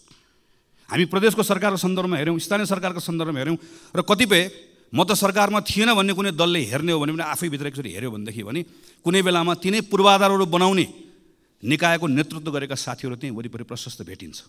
यसको अर्थ यो कुनै एउटा व्यक्तिको, कुनै एउटा दलको, कुनै एउटा सरकारको र कुनै एउटा समयको मात्र होइन, हामी सबैको सामूहिक असफलता हो। हामी हाम्रो पूर्वाधार समयमा बनाउन सकिरहेका छैनौँ। हामी यो सन्दर्भमा चाहे स्थानीय सरकार होस्, चाहे प्रदेश सरकार होस्, चाहे सङ्घको सरकार होस्, चाहे पुल होस्, चाहे सडक होस्, चाहे राम होस्, चाहे हरि होस्, जसले जिम्मा लिए पनि, जसले कुर्सीमा बसे पनि हामी कसैले पनि हाम्रो पूर्वाधार समयमा बनाउन सकिरहेका छैनौँ। समथिङ इज रङ। केही न केही कुरा ठिक भइरहेको छैन। त्यो ठिक गराउने कुराको सन्दर्भमा आज हामीसँग त्यो एउटा जिम्मेवारी छ, मौका पनि छ। हामीले कानुनलाई भनेका छौँ सार्वजनिक खरिद ऐनमा यो समस्या भयो भनेर भनेका छौँ, तर त्यही सार्वजनिक खरिद ऐनमा भएको व्यवस्थाको बारेमा जहाँ हामीहरू केवल कसले कति मूल्यमा बनाउने भन्ने आधारमा प्रतिस्पर्धा गर्छौँ, कसले कति मूल्यमा होइन, कसले कति समयमा बनाउने भन्ने आधारमा पनि प्रतिस्पर्धा गराउन सकिन्छ भन्ने व्यवस्था छ। यो व्यवस्था लागू गरौँ भनेर पटक पटक भनेको म स्मरण गर्छु, स्मरण गराउन पनि चाहन्छु। यस्ता कतिपय कानुनको व्यवस्थाहरू भएर पनि प्रयोग गरेका छन्। कानुनमा समस्या छ भने कानुन बदल्न सक्ने ताकत यो संसदसँग छ, किनकि हामी सबैले यो मार खेपिरहेका छौँ। अभ्यासमा समस्या छ भने अभ्यास बदल्ने पनि हामीसँग त्यो शक्ति बोकेर बसेका छौँ। यो कुनै रकेट साइन्सको कुरा होइन। हाम्रै साथीहरू नेपालभन्दा बाहिर गएर जिम्मेवारी लिएर जाँदै गर्दा पूर्वाधार समयमा बनेको छ। हाम्रै कामदारले गरेका छन्। हामी जसलाई ठेकेदार भनेर भन्छौँ त्यो पनि एउटा व्यवसाय हो, त्यो पनि एउटा जिम्मेवारी हो। तिनै मानिसहरू ठेकेदार भएर मिडल इस्टमा गएर अहिले संयुक्त राज्य अमेरिकामा गएर कतिपय ठाउँहरूमा गएर राम्रोसँग प्रतिस्पर्धा गरेर काम गरिरहेका छन्। तर हामीहरू यहाँ किन चुकिरहेका छौँ? किन हामीहरू यहाँ पूर्वाधार समयमा बनाउन सकिरहेका छौँ? किन कुनै पनि पूर्वाधार समयमा बनाउन सकिरहेका छौँ? किन कुनै पनि सरकारले, जोसुकै प्रधानमन्त्री होस्, जोसुकै मन्त्री होस्, किन बनिरहेको छैन? यो संसदले यो पटक यसका बारेमा राम्रोसँग छलफल गर्नुपर्नेछ। यसका बारेमा बसेर राम्रोसँग काम गर्नुपर्नेछ। संसदको के भूमिका हो संसदले गरौँ, संसदीय समितिले कतिपय कामहरू गर्नुपर्नेछ, सरकारले कतिपय जिम्मेवारी निर्वाह गर्नुपर्नेछ। यस्ता सानसाना कामहरू किन गर्नुपर्ने छ भने यी साना कामहरूबाट जुन नागरिकहरूले केही परिवर्तन भएको महसुस गर्छन् त्यसले आजको दिनमा टुटेको भरोसालाई फेरि जागृत गराउन सक्दछ। म अहिले 12-13 दिन घुमेर आइसकेपछि त्योभन्दा पहिला पनि हिँडिरहेको थिएँ। म डराएको छैन, तर कता कहीँ न कहीँ मनभित्र एउटा ठुलो चिन्ता केमा लागेको छ भने एउटा भरोसा गुम्दै गएको छ। राम्रोसँग बसेर कुराकानी गऱ्यो भने राजनीतिक अधिकार पाएको कुरामा, आर्थिक सामाजिक सांस्कृतिक अधिकार पाएको कुरामा नागरिकहरूले ठुलो गौरव गरेका छन्। उनीहरू गर्छन्। उनीहरू यो मानेमा हाम्रो नेतृत्वप्रति, उनीहरूको ठुलो सम्मान पनि छ, राजनीतिक दलप्रति सम्मान पनि छ। हिजोको अवस्थासँग तुलना गर्दै गर्दा हिजो विद्यालय पढ्न नपाएको मान्छे 8 कक्षा पढ्न पाउँदै गर्दा स्वाभाविक रूपमा खुसी छ। तर के कुराले चिन्तित छ, के कुराले आक्रोशित छ भने 8 कक्षा एउटै कक्षामा पढ्न थालेको धेरै भयो। 8बाट 9 जान चाहन्छ, 9बाट 10 जान चाहन्छ, त्योभन्दा माथि बढ्न चाहन्छ। तर अड्केको कुराले गर्दा आक्रोशित छ, कहीँ न कहीँ भरोसा गुमाएको छ। राजनीतिक दलहरूप्रति मात्र होइन, अहिले पछिल्लो समयमा मैले घुम्दै गर्दा मैले देखेको कुरा अड्डा, अदालत, प्रहरी, प्रशासन, दल, ब्याङ्क, वित्तीय संस्था, हामीसँग जे जति कुराहरू छन् जसलाई हामी संस्था पनि भन्छौँ। स्टेट भनेको केवल पार्लियामेन्ट, अदालतहरू मात्र होइन, सबै कुराहरू, सबैसँगको एउटा खालको विश्वास घुम्दै गएको अवस्था छ। यो डरलाग्दो छ। यो विश्वासलाई हामीले पुनर्स्थापित गर्नै पर्छ। यो हामी सबैको जिम्मेवारी हो। यो विश्वास पुनर्जागृत गर्न सकिएन, भरोसा फेरि स्थापित गर्न सकेन भने हामी सबैले गुमाउने अवस्था आउँछ। यसका निम्ति फेरि पनि सबभन्दा बढी काम गर्नुपर्ने, सबभन्दा बढी जिम्मेवारी लिनुपर्ने सरकार सञ्चालन गर्नेले नै हो। सरकार सञ्चालन गर्ने कुरामा फेरि पनि सरकारको नेतृत्व गर्नेले नै हो। मैले यो संसदमा पटक पटक उभिएर त्यस कारणले भनेको छु र फेरि पनि त्यो कुरा दोहोऱ्याउन चाहन्छु। प्रधानमन्त्री नै हो, प्रधानमन्त्री लिडर हो, प्रधानमन्त्री क्याप्टेन हो। प्रधानमन्त्रीले सरकार सञ्चालन गर्दै गर्दा सबैलाई सँगै लिएर गएर अपेक्षित परिणाम दिन सक्दै गर्दा त्यसले एउटा विश्वास जागृत गराउन सक्छ। हामीले अस्ति मात्रै 1 वर्षको आफ्नै कार्यकालको समीक्षा गरेर प्रधानमन्त्रीले केही कुराहरू घोषणा गरेको सुन्यौँ। कतिपय कुराहरूको आत्मस्वीकारोक्ति छ, कतिपय कुराहरू भएका कमजोरीहरूलाई स्वीकार गर्नुभएको छ, कतिपय कुराहरूको सन्दर्भमा नयाँ गर्ने कुराहरूको बारेमा केही सङ्कल्प पनि गर्नुभएको छ। तर त्यही पुसबाट यहाँसम्म आइपुग्दै गर्दाका केही महिनाभित्रका गतिविधिहरू हामीले हेऱ्यौँ भनेदेखि पनि प्रयासहरू गर्न खोजिएको छ, तर अझै पनि त्यहाँ ठिक ढङ्गबाट त्यसलाई त्यो लय पक्रेको छैन भन्ने हामीले महसुस गरेका छौँ। मलखाद नपाएको कुरा यो संसदमा मैले गर्न थालेको 64-65 सालदेखि प्रत्येक वर्षको सिजन हुन्छ। हामी ठ्याक्क अब चैत वैशाखतिर आएपछि मलको बारेमा कुरा गर्छौँ, ठ्याक्क हामी असार आएपछि विपदको बारेमा संसदको क्यालेन्डर बनाउँदै गर्दा मलको कुरा गर्ने, एसएलसीमा फेल भएको कुरा गर्ने भने क्यालेन्डर बनाइदिए पनि हुन्छ। कुन समयमा कुन महिनामा के को कुरा हुने भन्ने कुरा यसमा हामी गएको 10-12-15 वर्षदेखि लगातार त्यही विषयमा त्यो महिनामा ठ्याक्क कुरा गर्छौँ, त्यसलाई बिर्सन्छौँ, फेरि अर्कोचोटि आउँछ अर्को कुराकानी गर्छौँ। अहिले यस्ता लामो समयदेखि रोकिएका विषयहरूमा केही गर्नुपर्छ भनेर प्रधानमन्त्रीले छलफल गरेको हामीले देख्यौँ। तर छलफल गरिसके पछाडि आज छलफल भयो, मैले भनेको 10 दिनभित्रमा 15 दिनभित्रमा यति काम गर्ने भनेर निर्देशन दिएको पनि हामीले पढ्यौँ। योभन्दा अगाडिको प्रधानमन्त्रीले निर्देशन नदिएकोले अहिले मैले निर्देशन दिएकोले गर्दा हुन्छ भन्ने सोचबाट बाहिर निस्कनुपर्छ। निर्देशनले हाम्रो समस्याको समाधान गर्दैन। प्रधानमन्त्रीले निर्देशन दिएको देखेपछि मन्त्रीले पनि निर्देशन दिने हो, मन्त्रीले दिएको देखेपछि संसदीय समितिले पनि निर्देशन दिने हो। सबैले सबैलाई निर्देशन दिने मात्रै हो। स्थानीय सरकारहरूको हालत यही छ, प्रदेशको सरकारको हालत यही छ। त्यसैले यहाँभित्र हाम्रो समस्याको समाधान खोज्नका निम्ति अतिरिक्त पहल कदमी चाहिएको छ। त्यसैले म फेरि दोहोऱ्याएर भन्छु कि प्रधानमन्त्रीले त्यो सिंहदरबारभित्र प्रधानमन्त्रीको कुर्सीमा बसेर दिनको 10 देखि 5 बजेको समय जसरी एउटा कुनै संस्थाको प्रमुखले जसले संस्थाको नेतृत्व गरेको हुन्छ दिनको निश्चित समय आफूले दिएको जिम्मेवारीभन्दा बाहेक अरू कुनै जिम्मेवारीको बारेमा चिन्तन गर्दैन, सोच्दैन, त्यसैलाई प्राथमिकतामा राख्छ। नेपालको प्रधानमन्त्रीले पनि त्यसै गरिकन काम गर्नै पर्छ। त्यसपछि मात्रै त्यो उपलब्ध भएको समयको बिचमा गरिने छलफलले समस्या पनि देखाउँछ, समस्याको पहिचान पनि हुन्छ, समाधान कसरी खोज्ने भन्ने कुरा पनि जान्छ र त्यसैले हामीलाई टुङ्गोमा पनि पुर्याउँछ। काम गर्ने तरिका नबदलिकन फरक परिणाम आउँदैन। उही काम गरेर फरक परिणामको अपेक्षा गर्ने कुरा केवल मूर्खता मात्रै हुन्छ। त्यसको सुरुवात स्वयं प्रधानमन्त्रीबाट गरिनुपर्छ। नागरिकहरूको बिचमा अर्को भएको ठुलो आक्रोशको विषय भनेको सुशासनको विषय हो। सुशासनको सन्दर्भमा हाम्रा संवैधानिक निकायहरूले अत्यन्त पारदर्शी ढङ्गले नै काम गर्ने हो। यो सरकारको कुरा मात्र होइन, राज्यका अरूको निकायहरूको पनि त्यत्तिकै दायित्व छ। संविधानले सृजना गरेका संस्थाहरूले पारदर्शी ढङ्गले काम गर्नुपर्नेछ। उसको विश्वसनीयतामाथि पनि प्रश्नहरू उठेका छन्, ती विश्वसनीयता उसले काम गर्नुपर्नेछ। सम्मानित अदालतको पनि यसमा भूमिका छ, संसदीय समितिहरूको पनि भूमिका छ, तर फेरि पनि सबभन्दा ठुलो भूमिका सरकारकै छ। सरकारले सुशासनको सम्बन्धमा मैले काम गरेँ भनेर हुँदैन। सरकारले गरेको कामहरू नागरिकले महसुस गर्न पाउनुपर्छ। नागरिकहरू आफूले त्यो कुरालाई नजिकबाट निहालेर हेरेका हुन्छन्। सरकारले गरेको काममा कुनै पूर्वाग्रह नहोस्, तर सँगसँगै सरकारले गरेको काम सुशासनका निम्ति गरेका पहल कदमीहरू कतैबाट प्रभावित पनि नहोस्। प्रहरी, प्रशासन, अड्डा लगायतका कुराहरू कुनै खालका लोक रिझाइका निम्ति, कुनै स्टन्टबाजी गर्नका निम्ति, कुनै पत्र पत्रिकाको हेडलाइनमा आउनका निम्ति उसले कुनै पनि निर्णयहरू नगरोस् भन्ने कुराको स्वाभाविक रूपमा अपेक्षाहरू रहन्छ। यसो गर्दै गर्दा संसदको पनि पूर्ण रूपमा सरकारलाई साथ रहनुपर्छ। हाम्रो पनि डबल स्ट्यान्डर्ड हुनु हुँदैन। हामीले पनि घटना हेरेर प्रकरण हेरेर आफ्ना निर्णय आफ्ना मतहरू बनाउनु हुँदैन। जोसुकै होस्, जतिसुकै शक्तिशाली होस्, राजनीतिक शक्ति होस् कि आर्थिक शक्ति होस्, नेपालको सार्वजनिक जग्गा कसैले हडप्छ भने सजाय पाउनु पर्दैन, दण्ड पाउनु पर्दैन। जतिसुकै शक्तिशाली होस्, जुनसुकै पदमा बसेको होस्, हातमा ताकत होस्, कलम होस्, नागरिकता बनाउनलाई कृत्य गर्छ भने फलानु दलसँग जोडिएको छ, त्यस कारणले गर्दा कृत्य गरे पनि उसको कृत्य माफी हुन्छ, चल्छ। जतिसुकै शक्तिशाली होस्, जुनसुकै ताकत भएको होस्, आम नागरिकहरूले निक्षेप सङ्कलन गरेर जम्मा गरेको सहकारीमा ठगीको धन्दा चलाउँछ, ठगीको धन्दाको मतियार हुन्छ भने कानुनी कारबाहीको दायरामा आउनु पर्दैन, कानुनले कारबाही गर्नु पर्दैन। त्यसैले सुशासनको आजको दिनको मन्त्र बनेको कानुनको शासन, विधिको शासन, चाहे जग्गा मिच्ने होस्, जग्गा हडप्ने होस्, चाहे नागरिकताको कृत्य गर्ने होस्, चाहे सहकारीमा ठग्ने होस्, यताको होस् उताको होस्, जुनसुकै दलको होस्, दलभन्दा बाहिरको होस्, जतिसुकै शक्तिशाली होस्, कसैले पनि उन्मुक्ति पाउनुहुन्न। एउटा सर्वसाधारण नागरिकले, एउटा नेपाली नागरिकले जे गर्दा दण्ड पाउँछ भने शक्तिशालीलाई पनि त्यो कानुन त्यसरी नै लागू हुनुपर्छ। जुनसुकै अवस्थामा पनि, जुनसुकै अर्थमा पनि। नेपाल सरकारले यो बाटो यसरी समात्दै गयो भने बल्ल एउटा विश्वासको वातावरण बनाउन सक्छ। अनि सँगसँगै राज्य भएको उपस्थितिको भरोसा दिलाउने कुरा, सुशासन सँगसँगै राज्यको उपस्थिति दिलाउने कुरा, केही विशिष्ट प्रकरणहरूका सन्दर्भमा मेरो राज्यले, मेरो सरकारले के गरिरहेको छ नागरिकले हेरिरहेको हुन्छ।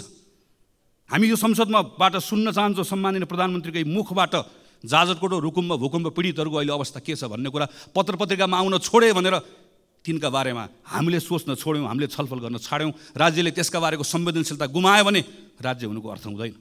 हामी विपिन जोशीका बारेको कुरा यहाँ बसेर थाहा पाउन चाहन्छौँ। हामी यो बेलामा रुसमा अलपत्र परेका नेपाली युवाहरू फर्काउनका निम्ति सरकारले गरेको प्रयास अपुग भयो, अपर्याप्त भयो। त्यसका निम्ति थप काम गर्नुपर्छ। ती जसरी लगेका हुन् त्यो लानेहरू एउटा ठगलाई छाड्नु पनि हुन्न, एउटाले दण्ड पनि पाउनुपर्छ। तर तिनका निम्ति सम्पूर्ण प्रयास लाउनुपर्छ। एउटा आमाको आँखामा बगेको आँसु पुस्नका निम्ति राज्यले सम्पूर्ण ताकत लगाउनुपर्छ। अनि बल्ल राज्य भएको अनुभूति हुन्छ। सडक दुर्घटनामा मरेका मानिसहरूका बारेमा मर्छ, रिपोर्ट बन्छ। सहकारीबाट ठगिएका मानिसहरूका बारेमा रिपोर्ट बन्छ। ती सबै रिपोर्टहरू दराजमा गएर थन्किएर बसेका छन्। हामी हेर्न चाहन्छौँ यो अधिवेशनको दौरानमा सरकारले गरेको काम। अनि सरकारका मन्त्रीहरूले यहाँ उभिएर मैले यो रिपोर्ट पढेर यसको आधारमा यो 5वटा काम गरेँ भनेर त्यहाँ उभिएर हामी प्रश्न गर्न चाहन्छौँ, त्यहाँ उभिएर हामी सुझाव दिन चाहन्छौँ, त्यहाँ उभिएर परिणाम आएको हेर्न चाहन्छौँ। हामी सरकारलाई मद्दत गर्न चाहन्छौँ। किनकि आजको दिनको सरकारको कुरा मात्र होइन, सरकारमा बसेको कारणले गर्दा मात्र होइन। हामी यो बेलामा यतिखेर सानसाना कुराहरूको परिणामबाट नागरिकहरू खुसी भएको हेर्न चाहन्छौँ। झापादेखि यहाँसम्म आइपुग्दै गर्दा कतै जङ्गली हात्तीको कुरा छ, जसरी पहाडमा बस्ने साथीहरूले सधैँभरि बाँदरको कुरा गर्नुहुन्छ। माडीको किसानहरूले रातिको समयमा निकुञ्जभित्र गाडी कुद्ने व्यवस्था गरोस्। ठुरीको मानिसहरूले सामान्य मेरो त्यहाँभित्रको मेरो भन्सारको त्यहाँको स्तरोन्नति गरिदियो। काहीँ दुधको किसानको कुरा छ, काहीँ केराको किसानको कुरा छ। मैले खालि यति मात्र भन्न खोजेको, यति साना कुराहरू छन् र यति डुएबल छन्, गर्न सकिने कुराहरू छन्। बसेर प्रधानमन्त्रीले, मन्त्रीले एक ठाउँ बसेर यो कुरा गरौँ भनेर भन्दै गर्दा गर्न नसकिने कुराहरू छैनन्, असम्भव कुराहरू छैनन्, सम्भव कुराहरू छन्। स्रोत साधनले भ्याउने कुरा छ, नियम कानुनले दिएको कुरा छ, केवल इच्छा शक्ति चाहिएको छ। यी सानसाना कुराहरूबाट अहिले मैले शिक्षाको कुरा गरेँ, स्वास्थ्यको कुरा गरेँ। अब यही 5-6 महिना 6-7 महिनामा अहिले निराश भएको नागरिकले मेरो विद्यालयमा अलिकति सुधार देख्यो, विश्वविद्यालयको नियुक्ति सही ढङ्गले भएको देख्यो, ठगहरूलाई थुनिएको देख्यो, यता पूर्वाधारको कुरामा थोरै सुधार भएको देख्यो, सानसाना कुराहरू मात्र देख्यो भने त्यही नागरिकले फेरि राम्रो हुँदै गयो, राम्रो हुँदै जान थालेको छ, हिजोभन्दा आज राम्रो भयो भनेर भरोसा त्यहीँबाट जाग्न थाल्छ, त्यहीँबाट एउटा स्थिति बन्न थाल्छ। यसमा हामीले ध्यान दिनुपर्नेछ। र यसपछिको सबभन्दा महत्त्वपूर्ण विषय भनेको हाम्रो अर्थतन्त्रको विषय हो। राष्ट्र ब्याङ्कले हिजो मात्रै चालु आर्थिक वर्षको 6 महिनाको अहिलेको आर्थिक अवस्थाको प्रतिवेदन सार्वजनिक गरेको छ। हाम्रो रेमिटेन्स, हाम्रो पर्यटकहरूको आगमन, हामीले अहिले प्राप्त गरेको ऋण, हाम्रो ग्रान्ट, फरेन डिरेक्ट इन्भेस्टमेन्ट, सबभन्दा ठुलो कुरा हाम्रो फरेन करेन्सीको रिजर्भ, सबैमा अत्यन्त सन्तोषजनक स्थिति देखिएको तथ्याङ्कले देखाउँछ। 6 महिनामा करिब 7 खरब 32 अरब रुपियाँ, 33 अरब रुपियाँ रेमिटेन्सबाट आएको छ। म त्यो खाडीमा, मलेसियामा, भारतमा, अरू देशहरूमा गएर काम गरेर दुःख गरेर नेपाल पठाएर आजको यो अप्ठ्यारोमा नेपाल चलाइराख्नुभएका, नेपाल चलाउनका निम्ति खास नेपाल चलाउने ती तमाम गएका साथीहरूलाई हामीले कहिले पलायन भयो भनिदिएका छौँ, कहिले भाष्यो भनिदिएका छौँ। म यो संसदको रोस्टरमा उभिएर तीप्रति सम्मान प्रकट गर्न चाहन्छु। तिनले पठाएको, तिनको मेहनतको कारणले गर्दा आज हाम्रो त्यो इकोनोमी चलेको छ। तर सरकार यो आँकडा हेरेर मात्रै मख परेर बस्यो भने चाहिँ हामीहरू डुब्छौँ। किनकि यही बेलामा आँकडाको अर्को पक्ष पनि छ। ब्याङ्कसँग अहिले कहिले नभएको पैसा छ, त्यति पैसा थुप्रिएको छ, तर कर्जा लगानी नै हुँदैन। जम्मा 4% वृद्धि छ। तपाईँ हामी सबै घुमिरहेका छौँ। सानो व्यवसाय गर्ने पनि टाट पल्टेको छ, ठुलो व्यवसाय गर्ने पनि सबैको हालत बेहाल छ। कोही मान्छे पनि ठिक भयो भनिरहेको छ। जुनसुकै सेक्टरमा जाउँ, रियल इस्टेटको सेक्टरमा जाउँ, म्यानुफ्याक्चरिङको सेक्टरमा जाउँ, एग्रो बिजनेस गर्ने सेक्टरमा जाउँ, स्मल इन्टरप्राइजेस गर्ने सेक्टरमा जाउँ, कहीँ कसैले पनि ठिक भयो भनेर भनिरहेको छैन। किनकि आन्तरिक अर्थतन्त्रमा ठुलो शिथिलता आएको छ। र यही बेलामा हामीले हेऱ्यौँ भने अहिले पनि सुन्ने समय मैले सुनिरहेको थिएँ, यति निरस हाम्रो अहिलेको अवस्था। हामीले यदि खास गरिकन पुँजीगत खर्च हामीले हेऱ्यौँ भने आज 6 महिना 24 दिन भयो यो आर्थिक वर्षको, पुँजीगत खर्च कति भएको छ भन्दा 19.21%, जबकि आजको मितिमा 50% कम्तीमा खर्च भइसक्नुपर्ने हाम्रो अवस्था हो। केन्द्रीय सरकारको जस्तो छ, स्थानीय सरकार र प्रदेश सरकारको पनि त्यस्तै छ। गएको 5-6 वर्षमा हामीले हेऱ्यो भने 60% कसैको पनि नआएको छैन। यो पुँजीगत खर्च हेर्दै गर्दा तथ्याङ्क कुरा मात्र होइन, पुँजीगत खर्च कम भएको कारणले गर्दा आजको दिनमा हाम्रो यी सबै बाह्य सूचकहरू ठिक हुँदै गर्दा पनि हाम्रो आन्तरिक अर्थतन्त्र यति शिथिल हुनुको मुख्य कारण भनेकै हामीले गर्ने पुँजीगत खर्च गर्न नसकेको कारणले गर्दा। यसको यति धेरै ठुलो यसले एउटा साइकल बनाएको, यति इन्टरट्विन छ यो विषय, एउटा अर्कोसँग जोडिएको छ। यो कारणले गर्दाखेरि यस्तो खालको एउटा भयानक स्थिति सृजना भएको छ। तर यो पुँजीगत खर्च बढाउनुको निम्ति हामी जान्न चाहन्छौँ र हामी यदि हाम्रो भूमिका के हुन्छ भने हामी मद्दत गर्न चाहन्छौँ। तपाईँ हिजो गरेको भन्दा के फरक गर्दै हुनुहुन्छ? हाम्रो प्रधानमन्त्री कार्यालय, हाम्रो अर्थ मन्त्रालय, हाम्रो अरू मन्त्रालयहरू, समग्रमा सरकार हिजो गरेको भन्दा के फरक गर्दैछ, के नयाँ ढङ्गले गर्दैछ जसको आधारमा हामी विश्वास गर्न सक्छौँ कि अब पुँजीगत खर्च हिजोको भन्दा फरक हुन्छ। हामी त नयाँ बजेटको बारेमा छलफल गर्न थाल्यौँ, गर्नै पनि पर्नेछ, हामीले भनेको टाइममा गरौँ भनेर। तर नयाँ बजेटको छलफलको कुराको अर्थ के? पुरानो बजेटको बारेमा हामी सक्यो। अस्तिसम्म हामी पुरानो बजेटमा छलफल गर्दैथ्यौँ। बजेट कार्यान्वयनको अहिले चरणमा यति निराश लाग्दो अवस्था भएको बेलामा हामीले यो बेलामा पुँजीगत खर्च बढाउने विषयको सन्दर्भमा हामी यो गर्छौँ यसरी गर्छौँ भन्ने कुरा भन्दैनौँ, गरेनौँ भने यसले हाम्रो अवस्था बदलाव ल्याउँदैन। हामी चाहन्छौँ सरकारले यसका बारेमा प्रयासहरू गरोस्, गरि पनि रहेको छ। कतिपय गरेको कुराहरूको बारेमा हामी जानकारी पनि चाहन्छौँ, हामी सूचित पनि हुन चाहन्छौँ, हामी त्यहाँ सुझाव दिन चाहन्छौँ, हामी सँगसँगै यी विषयहरूमा काम गर्न चाहन्छौँ। यति गर्न सकियो भने त्यसले थोरै सरकारलाई स्पेस दिन्छ। त्यो स्पेस पाएपछि अब के कानुनहरूमा काम गर्नुपर्नेछ। कम्तीमा पनि 5वटा कानुन खारेज गर्नुपर्नेछ। 28वटा कानुन, विदेशी लगानी, सार्वजनिक निजी साझेदारी लगायत हामीले टिपेर हेर्दै गर्दाखेरि करिब 28वटा नयाँ कानुनहरू यहाँभित्र बनाउनु पर्ने र परिमार्जन गर्नुपर्नेछ। अर्थात् करिब 40को हाराहारीमा यो संसदले अबको 5-6 महिनाभित्र कानुनमा काम गर्नुपर्नेछ। हामी ती कानुनमा काम गर्न तयार छौँ। पहिला सानो क्विक विन्सहरू हामीलाई चाहियो, त्यसले थोरै विश्वासको वातावरण बनाउँछ। त्यति विश्वासको वातावरण बनाइसकेपछि हामीले कानुनमा सुधार गर्नुपर्नेछ, त्यसले अझै वातावरण दिन्छ। त्यति वातावरण दिएपछि अनि हामीले अर्थतन्त्रको संरचनागत सुधार गर्नै पर्नेछ। किनकि हामी निर्वाचनमा जाने, निर्वाचन जित्ने, बहुमतको सरकार बन्ने, संविधान बनिसक्यो, कुनै अहिले युद्ध द्वन्द्व केही छैन, हामी सामान्य अवस्थामा छौँ। यो अवस्थामा पनि हामीले अर्थतन्त्रको संरचनागत सुधार गरेनौँ। हेर्नुहोस् त हाम्रो व्यापार घाटा, हामी अहिले हेऱ्यौँ भने हामी बङ्गलादेश जस्तो हुने भन्छौँ म्यानुफ्याक्चरिङ सेक्टरमा। हाम्रो अहिले करको दर जुन छ, करको यो दर राखेर हामी बङ्गलादेश जस्तो हामी म्यानुफ्याक्चरिङ सेक्टर बन्न सक्छौँ। हामी पर्यटनमा यत्रो ठुलो आशा गरिरहेका छौँ। तर आजको दिनमा हाम्रो म्यानुफ्याक्चरिङ सेक्टर लगायतको यी सेक्टर्सहरूबाट हामीले रोजगारी सृजना गर्न सकेनौँ भनेदेखि भने हाम्रो अर्थतन्त्रको हालत अहिले जे छ अझ योभन्दा पनि कमजोर बन्दै जान्छ। हाम्रो अर्थतन्त्रमा संरचनागत सुधार नगरिकन हाम्रो अवस्था बदलिन्न। संरचनागत सुधारको लागि पहिलो पाइला नचालिकन गन्तव्यमा पुगिन्न। पहिलो पाइला चाल्नको लागि आत्मविश्वास चाहिएको छ। आत्मविश्वासको लागि अहिले केही सुधार गर्नुपर्नेछ। सानो सुधार गऱ्यौँ थोरै ठाउँ दिन्छ, थोरै ठाउँमा बसेर कानुनी सुधार गरौँ अझै ठुलो ठाउँ दिन्छ, अनि त्यो ठुलो ठाउँले आत्मविश्वास दिन्छ। त्यसपछि हामीले संरचनागत सुधार हामीले गर्नै पर्छ। हाम्रो अहिलेको जस्तो एग्रिकल्चर राखेर, अहिलेको जस्तो म्यानुफ्याक्चरिङ राखेर, अनि अहिलेको जस्तो हाम्रो यति यो खालको सर्भिस सेक्टर राखेर, अनि सर्भिस सेक्टरको हाम्रो कन्ट्रिब्युसन चाहिँ 60%भन्दा बढी सर्भिस सेक्टरको भनेर हामीले भन्ने, तर हाम्रो सर्भिस सेक्टर जुन खालको छ यो खालको सर्भिस सेक्टर राखेर हामी कहीँ पनि पुग्दैनौँ। हामीले एउटा ठुलो जम्प गर्नुपर्नेछ। त्यो जम्प गर्नुको लागि हामीलाई एउटा ठुलो आधार चाहिएको छ। यसका निम्ति सम्माननीय सभामुख महोदय, योभन्दा राम्रो मौका कहिले आउँछ?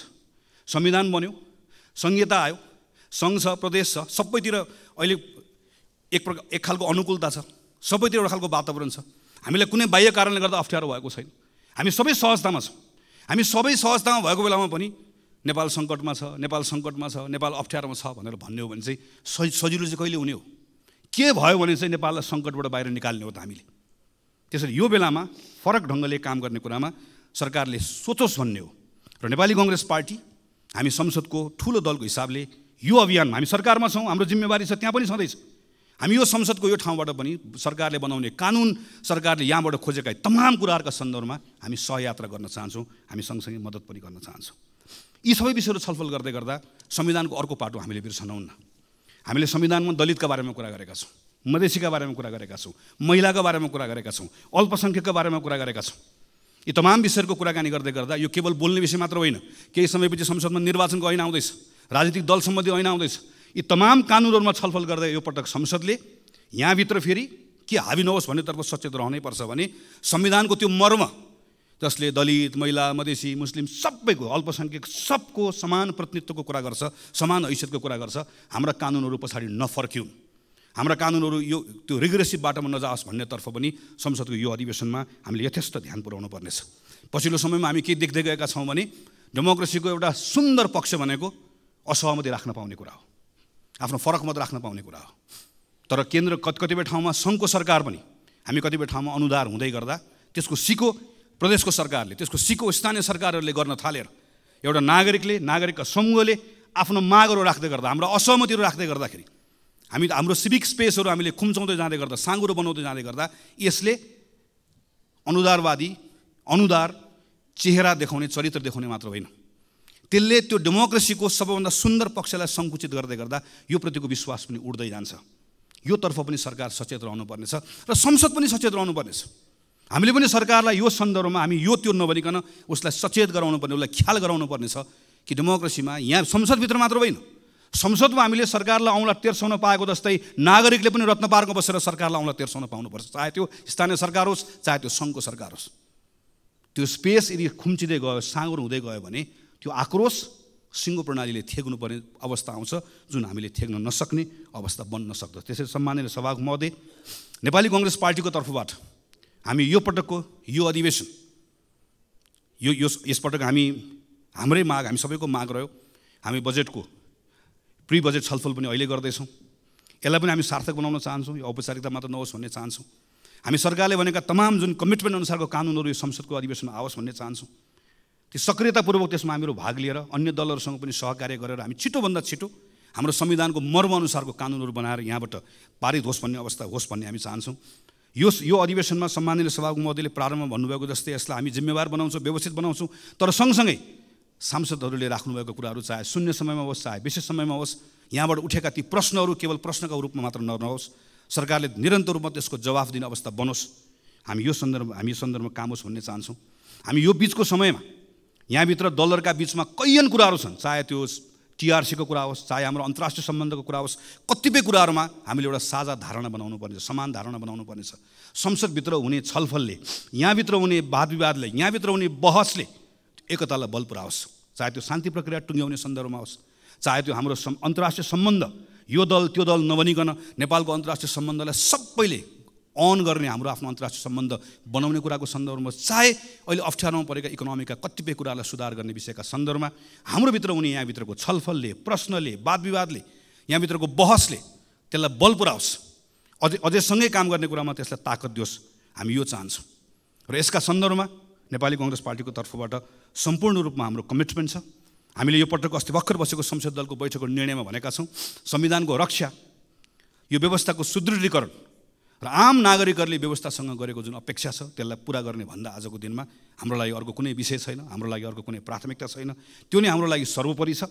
त्यही मान्यताका साथमा यो पटकको संसदको अधिवेशनभरि यो हाम्रो पार्टीको तर्फबाट यहाँ उपस्थित रहनुभएको सबै सांसद साथीहरूले व्यक्तिगत रूपमा पनि र कतिपय ठाउँमा संसदीय समितिभित्र सबै ठाउँमा कानुन निर्माण गर्ने कुरामा, संसदको बहसमा, छलफलमा यी सबै कुराहरू सकारात्मक ढङ्गबाट जिम्मेवारीका साथमा क्रियाशील भएर कानुनहरू निर्माण गर्ने कुरा निष्कर्षमा पुगोस्। सरकारमाथि निरन्तर प्रश्न पनि होस्, कतिपय ठाउँमा प्रतिरोध पनि होस्, बहस पनि होस्, छलफल पनि होस्, सुझाव पनि होस्, सहकार्य पनि होस्। यी विषयका सन्दर्भमा हाम्रा सांसद साथीहरूले काम गर्ने भन्ने सन्दर्भमा जुन स्वाभाविक पनि छ, तर अझै बढी जोड दिएर हामीले अस्ति भर्खर भएको बैठकबाट निर्णय गरेका छौँ। त्यसैले आज पहिलो हाम्रो पार्टी दलको तर्फबाट आफ्नो विषयहरू राखेर आफ्नो विषयहरू टुङ्ग्याउने क्रममा म सिङ्गो सम्मानित सभामुख महोदय मार्फत सिङ्गो संसदलाई यो कुरामा आश्वस्त पार्न चाहन्छु कि जसरी यो अहिलेको यो अधिवेशन यसलाई सार्थक बनाउने भनेर सरकारले, सम्माननीय सभामुख महोदयले, सबै राजनीतिक दलका शीर्ष नेताहरूले, हामी सबैले एउटा सोच बनाएका छौँ, सङ्कल्प बनाएका छौँ। यो सङ्कल्पलाई पुरा गर्ने साथमा हामी नेपाली कङ्ग्रेस पार्टीको तर्फबाट 100% हाम्रो यसमा संलग्नता रहन्छ, 100% हाम्रो सक्रियता रहन्छ र हामी अन्य दलहरूसँग संसदभित्र रहनुभएका तमाम अरू सबै दलहरूसँग कानुन निर्माण गर्ने कुरा, सुशासनका कुरा, भ्रष्टाचार अन्त्य गर्ने कुरा र हाम्रो अर्थतन्त्रलाई चलायमान बनाउने कुरा र संविधानलाई कार्यान्वयन गर्ने कुरा, खास गरिकन संहिताको कार्यान्वयन गर्ने कुरा, सुशासनको कुरा लगायतका तमाम विषयहरूका सन्दर्भमा हामी सहकार्य पनि गर्न चाहन्छौँ। ती सहकार्यको त्यो सहकार्य गर्ने विषयको सन्दर्भमा पनि हामीहरू खुला छौँ र हामी किन पनि यो ठान्दछौँ भने आजको यो घडी, अहिले यो बेलाको समय यत्रो सफलता प्राप्त गरिसकेपछि यही संविधान सभामा, पहिलो संविधान सभा त्यसका दृश्यहरू याद छ, दोस्रो संविधान सभा त्यसको दृश्यहरू याद छ, त्यति अप्ठ्यारो समयहरू हामीले पार गरेर आयौँ। आज त धेरै सहजता छ, धेरै अनुकूलता छ, तर यो सहजता र अनुकूलताको बिचमा पनि एक प्रकारले सम्माननीय सभामुख महोदय राजनीतिक दलहरूको अग्नि परीक्षाको जस्तो समय छ। तर यो दलको मात्र अग्नि परीक्षा होइन, सिङ्गो लोकतान्त्रिक प्रणालीको अग्नि परीक्षा जस्तो छ। लोकतान्त्रिक प्रणालीको मात्र होइन, हाम्रो समय नै एक प्रकारले अग्नि परीक्षामा गएको जस्तो भएको छ। किन? हामी अहिले चुक्यौँ भने त्यसबाट जे क्षति हुन्छ त्यो क्षतिको पूर्ति सानो समयले गर्न सकिन्न, सानो स्रोतले गर्न सकिन्न। हामीसँग चुक्ने सुविधा छैन। हामीले यो पटक हामी सबैले आफ्नो ठाउँबाट आफ्नो भूमिका निर्वाह गऱ्यौँ भने हामी त्यो चुकाइमा पर्दैनौँ। त्यसका निम्ति संसदको अधिवेशन सार्थक होस्, हामी हाम्रो ठाउँबाट आफ्नो जिम्मेवारी निर्वाह गर्छौँ। हामी सबै आफ्नो जिम्मेवारी निर्वाह गर्ने कुरामा त्यही बाटोमा अगाडि बढौँ भन्ने हाम्रो शुभेच्छा राख्दै, शुभकामना राख्दै मेरो आफ्नो कुरा टुङ्ग्याउँछु। धन्यवाद, नमस्कार, जय नेपाल। योभन्दा नालायक, योभन्दा गतिहीन, योभन्दा जवाफदेहिताविहीन सरकार इतिहासमा कहिल्यै थिएन, जसको न कान छ न आँखा छ। काम सुरु भएको छ जम्मा 3 जिल्लामा। अर्थमन्त्रीको जिल्ला नुवाकोट, सत्ता गठबन्धनको जिल्ला डलधुरा र अर्को चितवन। के 3 जिल्लाको मात्रै यो देश हो या 3 जनाको मात्रै यो देश हो? किसानहरूले दुध बेचेको पैसा कहिले पाउँछन्? सरकारलाई प्रश्न सोध्न चाहन्छु। प्रधानमन्त्रीको भनाइ के छ? रामराज्य आइसक्यो। यही हो रामराज्य? पूर्व गृहमन्त्री समेत रहनुभएका मान्य रवि लामिछानेले 113 किलोमिटरको नारायणघाट बुटवल पदयात्रा गरेर एउटा सडकको स्तर उन्नति होस् भनी त्यो कामको लागि दबाब यात्रा सिर्जना गर्दा पनि त्यो काम द्रुत गतिमा भएको छैन। यस्ता कामहरू अब उपरान्त भएन भने यो सदनमा म पनि अनसनमा बस्नलाई तयार हुन्छु। अहिलेको सरकारका मन्त्री ज्यान जाँदा पनि टुलु टुलु हेरेर बसेको अवस्था यदि नैतिकता हुन्थ्यो भने त्यतिखेरै राजीनामा गर्नु पर्थ्यो। एकातिर सरकार आफूलाई समावेशिताको महिषा भन्छ, अर्कोतिर निश्चित समुदायलाई दशौँकोसम्म व्यवस्था गर्छ। एकातिर विधिको शासनको कुरा गर्छ, अर्कोतिर अदालतको परमादेश टेर्दैन। ललितपुरमा मन्त्रीको गाडी चढेपछि जल्यो अथवा गोली चलेपछि गाडी जल्यो, यसको उत्तर आयोगले दिनु पर्यो। शान्त प्रदर्शन गर्न पाउने नागरिकको अधिकार हुँदाहुँदै कसको आदेशमा गोली चल्यो? प्रहरी भन्छ कि अध्यागमन कर्मचारीले मोटो रकम असुल गरेर अवैध तरिकाले भिजिट भिसामा युवाहरू विदेश पठाउने गरेको छ।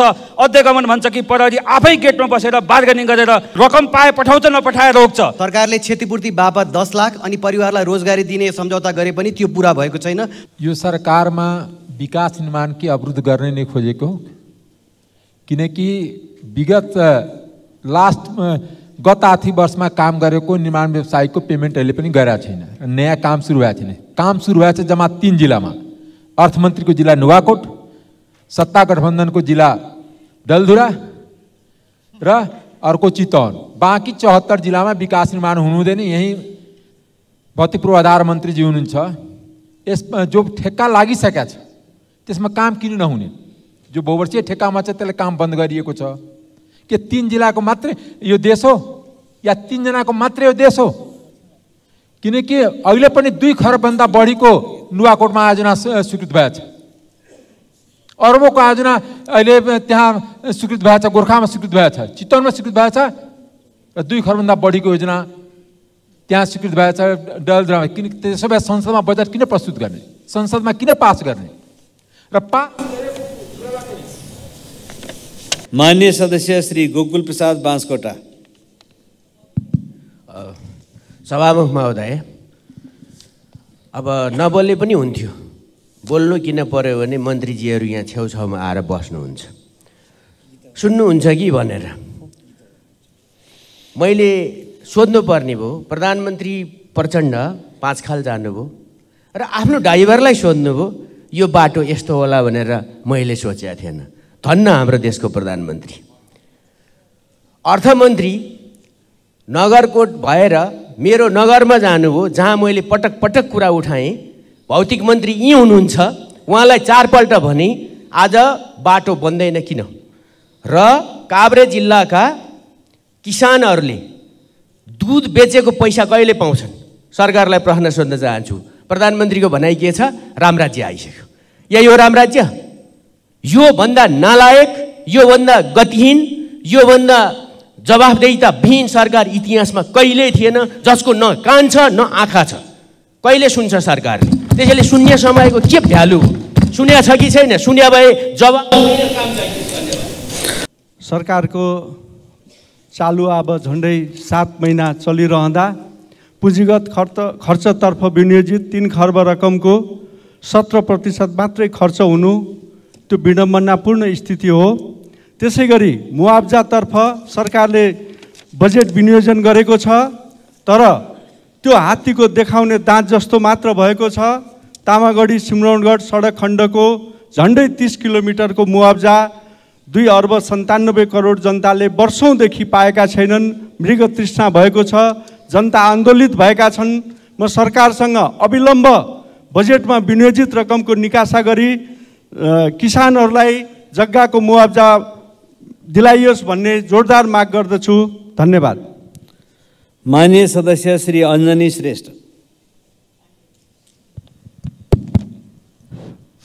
सम्माननीय सभामुख महोदय, प्रस्तुत विषयमा नेपाल सरकार रेल विभागबाट निजगढ हेटौँडा भरतपुर विद्युतीय रेल मार्ग निर्माणको लागि प्रारम्भिक सर्वेको काम भइरहेको बेहोरा विभिन्न सञ्चार माध्यमबाट प्रकाशित समाचार र गुगल म्यापमा देखिएको नक्साङ्कन अनुसार निजगढबाट हेटौडा सौराबसम्म प्रवेश गर्ने अवस्थासम्म मानव बस्ती र ठुला संरचनाहरूमा खासै असर नपर्ने गरी नक्सा डिजाइन गरिएको देखिए तापनि टिकौली जङ्गलबाट भरतपुर नगरपालिका प्रवेश गर्दा भरतपुर रेडीमिक्स नगिचेबाट 22 बिघा हुँदै वडा नम्बर 7 को कृष्णपुर स्थित एकीकृत बस्ती हुँदै वडा नम्बर 5 मा टाइगर चोक क्षेत्र 4 को एकीपुरी हुँदै भरतपुर 16 शिवघाटको महत्त्वपूर्ण घना आवासीय क्षेत्र भरतपुर महानगरको स्वरूप र संरचनालाई नै बिगार्ने गरी तयार भएको नक्साङ्कनबाट उत्पन्न हुने आर्थिक, भौतिक, सामाजिक तथा सामरिक क्षतिलाई न्यूनीकरण गरी वैकल्पिक मार्ग खोजी गराउन हुन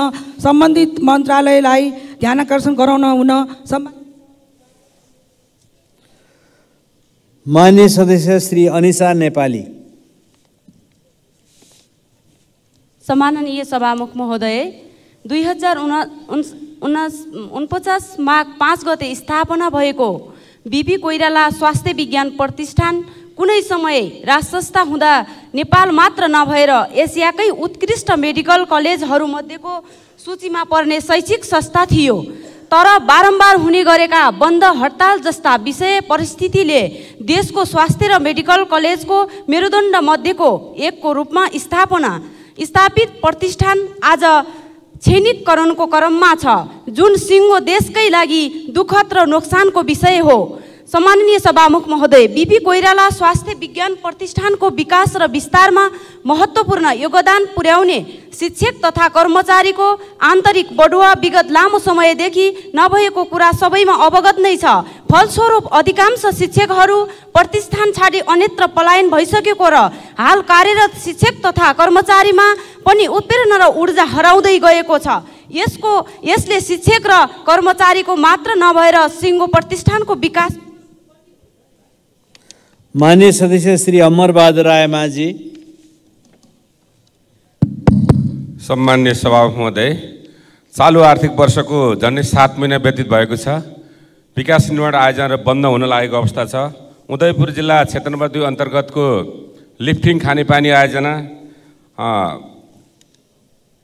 सडक, हस्पिटल जस्ता आयोजनाहरू निर्माणाधीन रहेको आयोजनाहरू बजेट अभावले गर्दाखेरि निर्माण कार्य ठप्प जस्तो अवस्था छ। म उक्त आयोजनाहरूलाई समयमै यथोचित बजेट व्यवस्थापन गरी निर्माण सम्पन्न गर्नको निम्ति सम्माननीय सभामुख महोदय मार्फत नेपाल सरकारको ध्यान आकर्षण गर्न चाहन्छु। धन्यवाद। माननीय सदस्य श्री अब्दुल खान।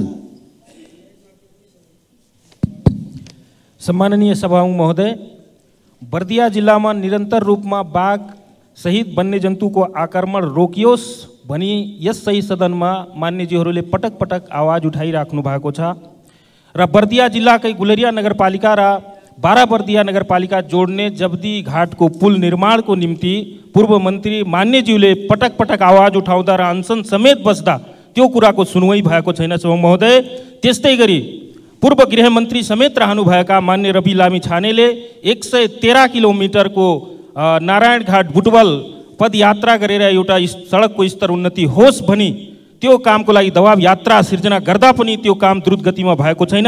यस्ता जनहितकारी कामहरू समयमा नहुनु, यसको लागि म दुःख व्यक्त गर्दछु र यस्ता कामहरू अब उपरान्त भएन भने यो सदनमा म पनि अनसनमा बस्नलाई तयार हुन्छु। यसको निम्ति म सभामुख मार्फत सरकारको ध्यान आकर्षण गराउन चाहन्छु। धन्यवाद। मान्य सदस्य श्री अमनलाल मोदी। सामान्य सभामुख महोदय, एउटा अहिले देशमा अत्याधिक रूपमा चर्चा रहेको चाहिँ सहकारी संस्थाको बारेमा छ। देशैभरि जनताहरूले खाइ नखाई जनताले आफ्नो श्रम पसिनाबाट आर्जित गरेको पैसा बचत गर्छ, तर ती बचतहरू आज लाखौँ लाख जनताहरूको पैसाहरू दुरुपयोग भइरहेको छ। तसर्थ आज ती पैसाहरू न जनताले फिर्ता पाएको छन्, न सम्बन्धित मान्छेहरूले न कारबाही भोगेका छन्। तसर्थ म विशेष अनुरोध गर्न चाहन्छु सरकारलाई कि सहकारी संस्था देशैभरिको जो एउटा छानबिनको दायरामा ल्याउनुपर्छ र त्यो छानबिनको दायराभित्र रहेका कमी कमजोरी या नियामक संस्थाले त्यसको चाहिँ कारबाहीको ल्याई जनताको पैसा फिर्ता गर्नुपर्छ। यो जोरदार माग राख्न चाहन्छु। धन्यवाद। मान्य सदस्य श्री अशोक कुमार चौधरी। सामान्य सभामुख महोदय, मिति 2074 7 15 शान्ति कुमारी मोदीको मुद्दामा अदालतले थारू समुदायलाई छुट्टै क्लस्टर तोकी राज्यमा पहुँच पुर्याउन आदेश दियो। सरकारले टेरेनन्। त्यति मात्र नभएर पेमीलाल चौधरीको समेतको निवेदनमा मिति 2079 माघ 24 समय सीमा नै तोकेर सर्वोच्च अदालतले 9 महिनाभित्र थारू समुदाय लगायत अन्य समुदायलाई पनि छुट्टै क्लस्टरको व्यवस्था गर्न परमादेश नै जारी गर्यो।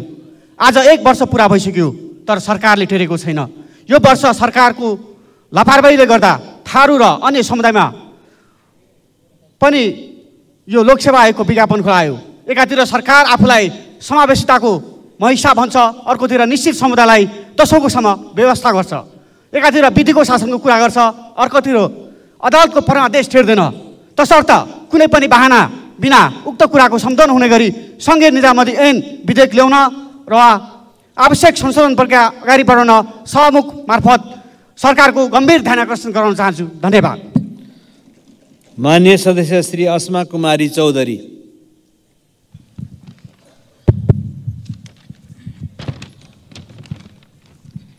सम्माननीय सभामुख महोदय, हरेक वर्ष माघ 1 गते थारूहरूको महान पर्व माघ एवं नयाँ वर्ष हो।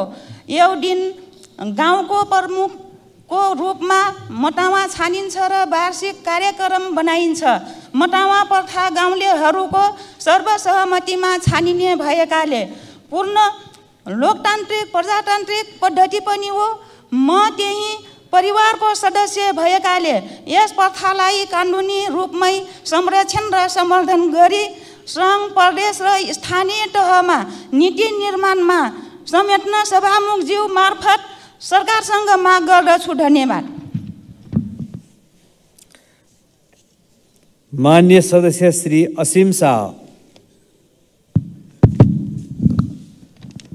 सम्मानीय सभामुख महोदय, गएका वर्ष शून्य समयमा उठेका विषयहरूलाई सरकारले केही नसुनी शून्य नै बनाइदिए। हामी आशा गर्छौँ यो अधिवेशनमा सरकारले साँच्चै सुन्नेछ र आज सरकारलाई फेरि पनि सुनाउने क्रममा सोध्न चाहन्छु। गएको पुस 13 गते ललितपुरको बालकुमारीमा 2 र सर्लाहीको 1 युवकको ज्यान गएको विषयमा छानबिन गर्न बनेका आयोगहरू आजसम्म किन मौन बसिरहेका छन्? घटनामा छानबिन आयोग गठन हुन्छ, तर प्रतिवेदन अनेक बहानामा अल्झाइन्छ अनि दराजमा लुकाइन्छ। ललितपुरमा मन्त्रीको गाडी चढेपछि जल्यो अथवा गोली चलेपछि गाडी जल्यो, यसको उत्तर आयोगले दिनु पर्यो। शान्त प्रदर्शन गर्न पाउने नागरिकको अधिकार हुँदाहुँदै कसको आदेशमा गोली चल्यो? बालकुमारीमा मारिएको सुजनकी आमाले 14 दिनदेखि प्रधानमन्त्रीलाई भेट्न खोज्दा किन 1 मिनट समय दिएको छैन? सरकारले क्षतिपूर्ति बापत 10 लाख अनि परिवारलाई रोजगारी दिने सम्झौता गरे पनि त्यो पुरा भएको छैन। सभामुख मार्फत सरकारको गम्भीर ध्यान आकर्षण गराउँदछु। मान्य सदस्य श्री ईश्वर बहादुर रिजाल। सम्माननीय सभामुख महोदय, नेपालको संविधानको मौलिक हक अन्तर्गत धारा 40 को 5 मा भूमिहीन सुकुम्बासी दलितहरूलाई एकचोटि राज्यका तर्फबाट जमिन उपलब्ध गराउने प्रावधान छ। सोही मुताबिक तत्कालीन केपी ओलीको सरकारले भूमि सम्बन्धी ऐन 8औं संशोधन मार्फत ऐन बनाएर कार्यविधिहरू बनाएर तत्कालीन अवस्थामा 340 वर्गमिटर आवासको लागि र 2000 वर्गमिटर कमाईको लागि, खेती कमाईको लागि जमिन उपलब्ध गराउने जुन व्यवस्था गरिएको थियो, सायद यसलाई हेरेर हुन्छ होला सरकार ज्यादा लोकप्रिय हुन्छ भनेर तत्कालै अदालतबाट अपदस्थ भयो सरकार, गठबन्धन सरकार बन्यो र अहिलेसम्म त्यो अलपत्र छ। मौलिक हकको जुन कुरा छ त्यो कार्यान्वयन गर्ने र दलित समुदायलाई जग्गा जमिन घरेडी उपलब्ध गराउने कुरा सरकारले गरेको छैन। त्यसकारण छिटोभन्दा छिटो त्यो काम गरोस्, अगाडि बढाओस्, मौलिक हकको प्राप्तिमा सरकारले छिटो गरोस् भन्ने म सरकारसँग माग गर्न चाहन्छु। ध्यान आकर्षण गराउँछु। धन्यवाद। मान्य सदस्य श्री ईश्वरी घरती। सम्मान्य सभामुख महोदय, राष्ट्रिय जनगणना 2078 को तथ्याङ्क अनुसार हिमाली र पहाडी क्षेत्रका 32 जिल्लामा जनसङ्ख्या वृद्धि दर ऋणात्मक देखिएको छ। भौतिक पूर्वाधार र विकासको अभाव, शिक्षा, स्वास्थ्य र बेरोजगारी नै बसाइसकेको प्रमुख कारण रहेका छन्। पहाडी र हिमाली जिल्ला खाली हुँदैछन् भने तराई र सहरी क्षेत्रमा चाप बढेको छ। सभामुख महोदय, आन्तरिक बसाइसकेको यो चिन्ताजनक अवस्थालाई सरकारले गम्भीर रूपमा लियोस्। साथै नेकपा एमाले हालै सम्पन्न गरेको मध्य पहाडी लोकमार्ग समृद्धिका लागि सङ्कल्प यात्रापछि सम्माननीय प्रधानमन्त्रीज्यूलाई नेकपा एमाले गराएको ध्यानाकर्षणमा त्यस क्षेत्रका बढ्दो बसाइसकेका कारण त्यसलाई मध्यनजर गरी राज्यको दायित्व र भूमिकाका बुँदाहरू समावेश छन्। ती सुझावहरूलाई समेटेर पहाड र हिमालमा आन्तरिक बसाइसकेका कारण भइरहेको असरबारे सरकारले वृहत अध्ययन गर्दै सबै खाले विकास र संविधानमै ग्यारेन्टी गरिएका मौलिक हक अन्तर्गतका सेवा सुविधाहरू समान र न्यायोचित तरिकाले बाँडफाँड गर्ने नीति बनाउन सभामुख मार्फत सरकारको गम्भीर ध्यान आकर्षण गराउँछु। धन्यवाद। मान्य सदस्य श्री उर्मिला माझी।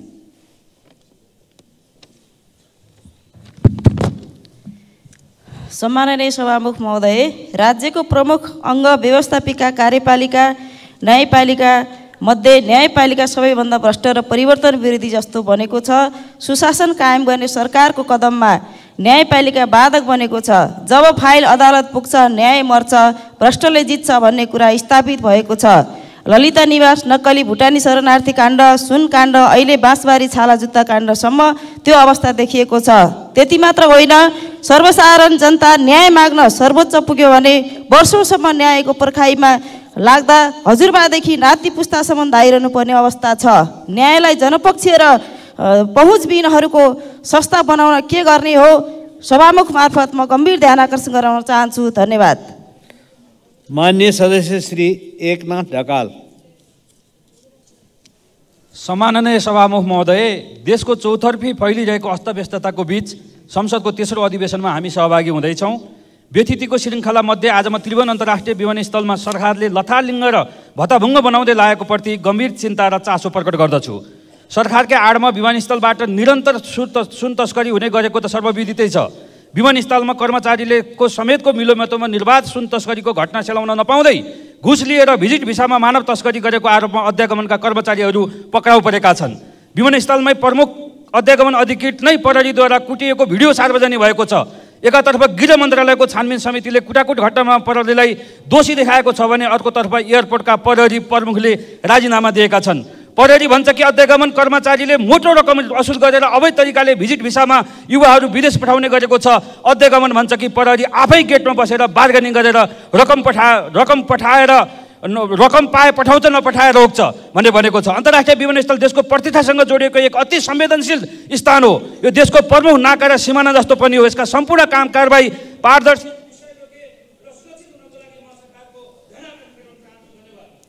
मान्य सदस्य श्री ऋषिकेश पोखरेल।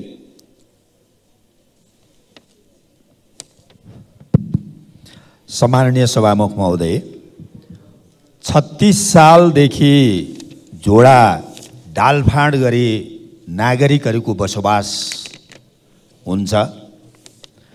मोरङ जिल्लाको पथरी नगरपालिका र कानेपोखरी गाउँपालिकामा करिब 1000 घर परिवार लगायत देशका विभिन्न ठाउँमा नागरिकहरूले न्यायको पर्खाइमा बसिरहेका छन्। राज्य र सरकार स्वयंले भूमाफियासँग मिलेर जबरजस्ती नागरिकलाई सुकुम्बासी बनाइदिन्छ र जो वर्षौंदेखि त्यो पीडित छन्। नागरिकले जंगल ढालफाँड गरी जोतभोग गरेको करिब 8 देखि 10 वर्षपछि अरू कसैले धनी पूर्जा बनाउँछ? यो कसरी हुन सक्छ? त्यस्तै यस्ता गम्भीर प्रकृतिका विषयवस्तुहरूमा सरकारले तत्काल कुनै विशेष आयोग निर्माण गरी जनतालाई न्याय दियोस्। म जोड मान्य सदस्य श्री किरण कुमार शाह। सम्माननीय सभामुख महोदय, सर्वप्रथम म आरती शाहलाई न्याय दिलाउन तपाईँ मार्फत सरकारलाई स्मरण गराउँदछु। किनकि ढिलो न्याय नहुनु सरह हो। त्यसपछि म मेरो क्षेत्रको इस्टनाथ नफा वार्ड नम्बर 5 जटहारा गाउँको हनुमान मन्दिर र ब्रह्म बाबाको मन्दिरहरूमा अज्ञात समूहद्वारा माघ 8 गते राति भएको आगजनीमा सूक्ष्म अनुसन्धानको लागि माग गर्दछु, किनभने धार्मिक स्थलहरूको आघात राष्ट्रमाथिकै हमला हो। अन्त्यमा जर्जर आर्थिक अवस्थाको सामना गर्न नसक्दा युवा विदेशिने क्रमले देश नै युवा जनशक्ति विहीन हुने देखिन्छ। तसर्थ सरकारले युवाका लागि के कस्ता नीतिहरू ल्याउँदैछ सो प्रश्न पार्न पनि सरकारलाई रुलिङ गर्न आग्रह गर्दछु। धन्यवाद सामान्य सभामुख। माननीय सदस्य श्री गणेश पराजुली।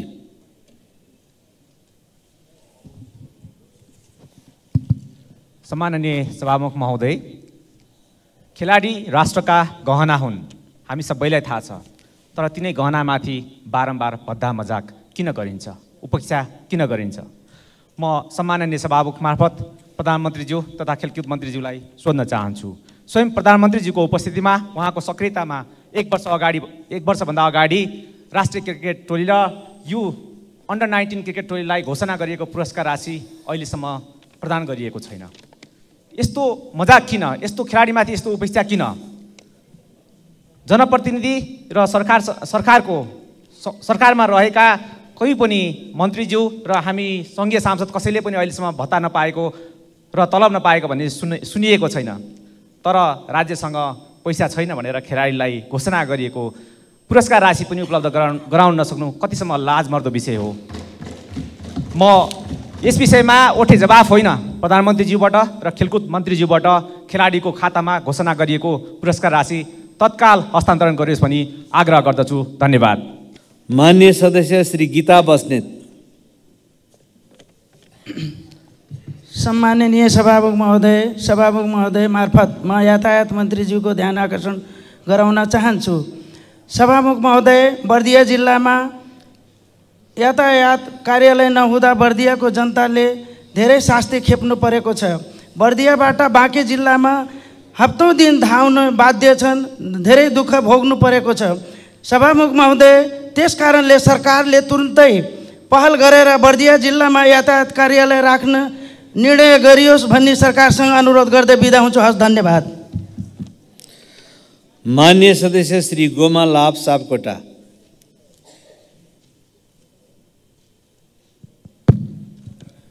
सामान्य सभामुख महोदय, जनगणनाको पछिल्लो 4 डेटा हेर्ने हो भने नेपालकै सबभन्दा कम साक्षरता भएको 10 वटा जिल्लाहरूमध्ये सन् 1991 मा एउटा जिल्ला परेको थियो भने सन् 2011 मा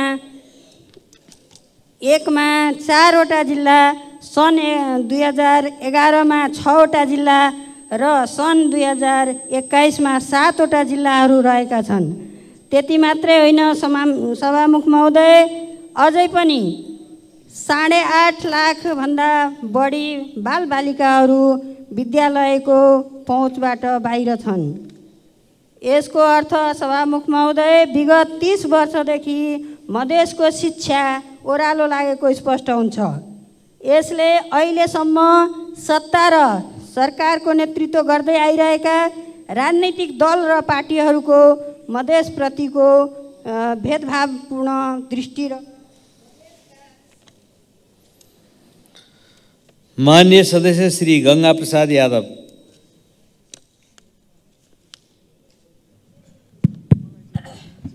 सम्माननीय सभामुख महोदय, बडा दुःखको साथ भन्नु परेको छ, सिराहा जिल्ला लागु औषध ओसार पसारको ट्रान्जिट बनेको छ। सिराहा जिल्लाबाट कारोबारीहरू देशको विभिन्न ठाउँमा लागु औषध पुर्याउने काम भइरहेको छ र प्रशासन मुखदर्शक भएर बसेको छ। लाहानमा मात्रै 3 वटा सुविधा सम्पन्न सुधार गृहहरू सञ्चालनमा छन्।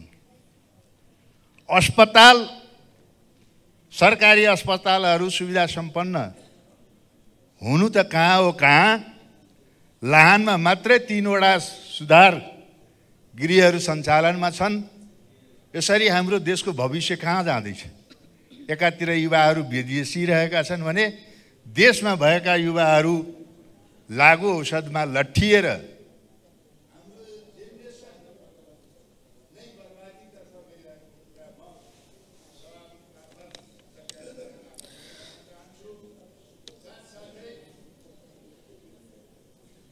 मान्य सदस्य डाक्टर चन्द्रकान्त भण्डारी।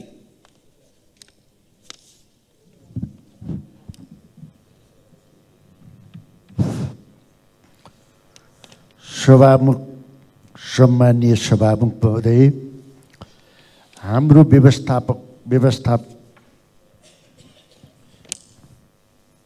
सम्मानीय सरी मेरो यो घाँटी उगाएर म पछि बोल्छु सर।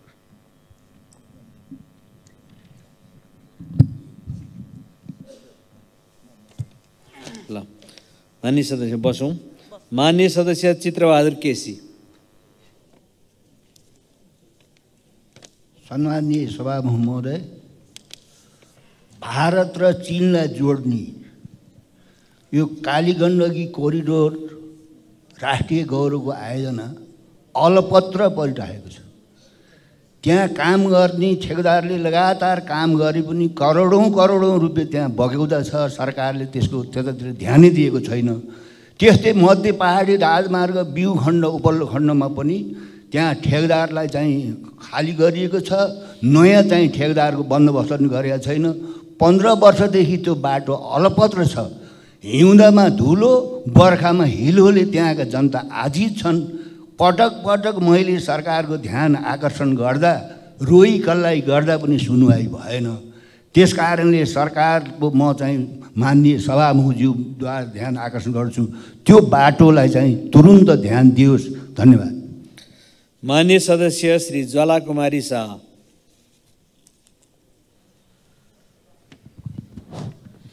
सम्मानीय सभामुख महोदय, सरकार पक्षले सत्ता टिकाउनको लागि जे पनि जस्तो पनि नहुने कामहरू गरिरहेका छन् र मैले ध्यानाकर्षण गराउँदाखेरि केही महिना अगाडि बालकुमारीमा जो युवा भाइहरूले ज्यान गुमाएको घटना, सायद त्यहाँ मन्त्री नपुग्दा 2 जना भाइको ज्यान जाँदैन थियो कि, तर अहिलेको सरकारका मन्त्री ज्यान जाँदा पनि टुलु हेरेर बसेको अवस्था। यदि नैतिकता हुन्थ्यो भने त्यतिखेर राजीनामा गर्नु पर्थ्यो। आज साना जिना मसिनाहरूलाई फसाउने काम भइरहेको छ। पिएसओलाई निलम्बन गरिएको अवस्था छ। त्यति मात्रै होइन, मध्य प्रदेशमा जो सर्लाही जिल्लाको ब्राथुवामा जयशङ्कर शाह लगायत बाराको लक्ष्मी बिन मुखिया माथि गोली प्रहार भयो। 2 जनाको त्यस्तै मृत्यु।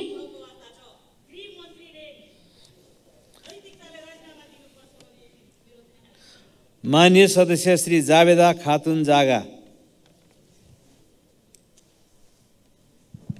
सम्माननीय सभामुख महोदय, बर्दिया जिल्लामा लगभग 80 किलोमिटरको सिमाना भारतसँग जोडिएको छ र जथाभावी खुल्ला सिमानाको कारणले गर्दा दैनिक रूपमा चोरी निकासी हुने र मानव तस्करी समेत हुने गरेको छ र लागु औषध ओसार पोसार बढ्दै गइरहेको छ।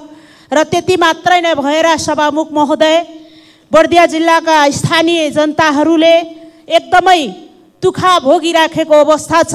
दैनिकी उपभोग्य वस्तु र किसानहरूले मल खाद ल्याउने क्रममा सुरक्षाकर्मी र जनता बीच झडप हुने र तनाव उत्पन्न भइराखेको छ। त्यस कारणले गर्दा सभामुख महोदय, म पटक पटक यस सदनमा बर्दिया जिल्लाको सेन्टरमा रहेको लौकाही र गणेशपुर नाका तत्काल उसमा ल्याउनको लागि, सञ्चालनमा ल्याउनको लागि र भन्सार स्थापनाको लागि सरकारको ध्यान आकर्षण गराउँदै आइराखेको छु र लिखित रूपमा पनि मैले सम्बन्धित मन्त्री। मान्य सदस्य चन्द्रकान्त भण्डारी बोल्न सक्नुहुन्छ। 1 मिनट।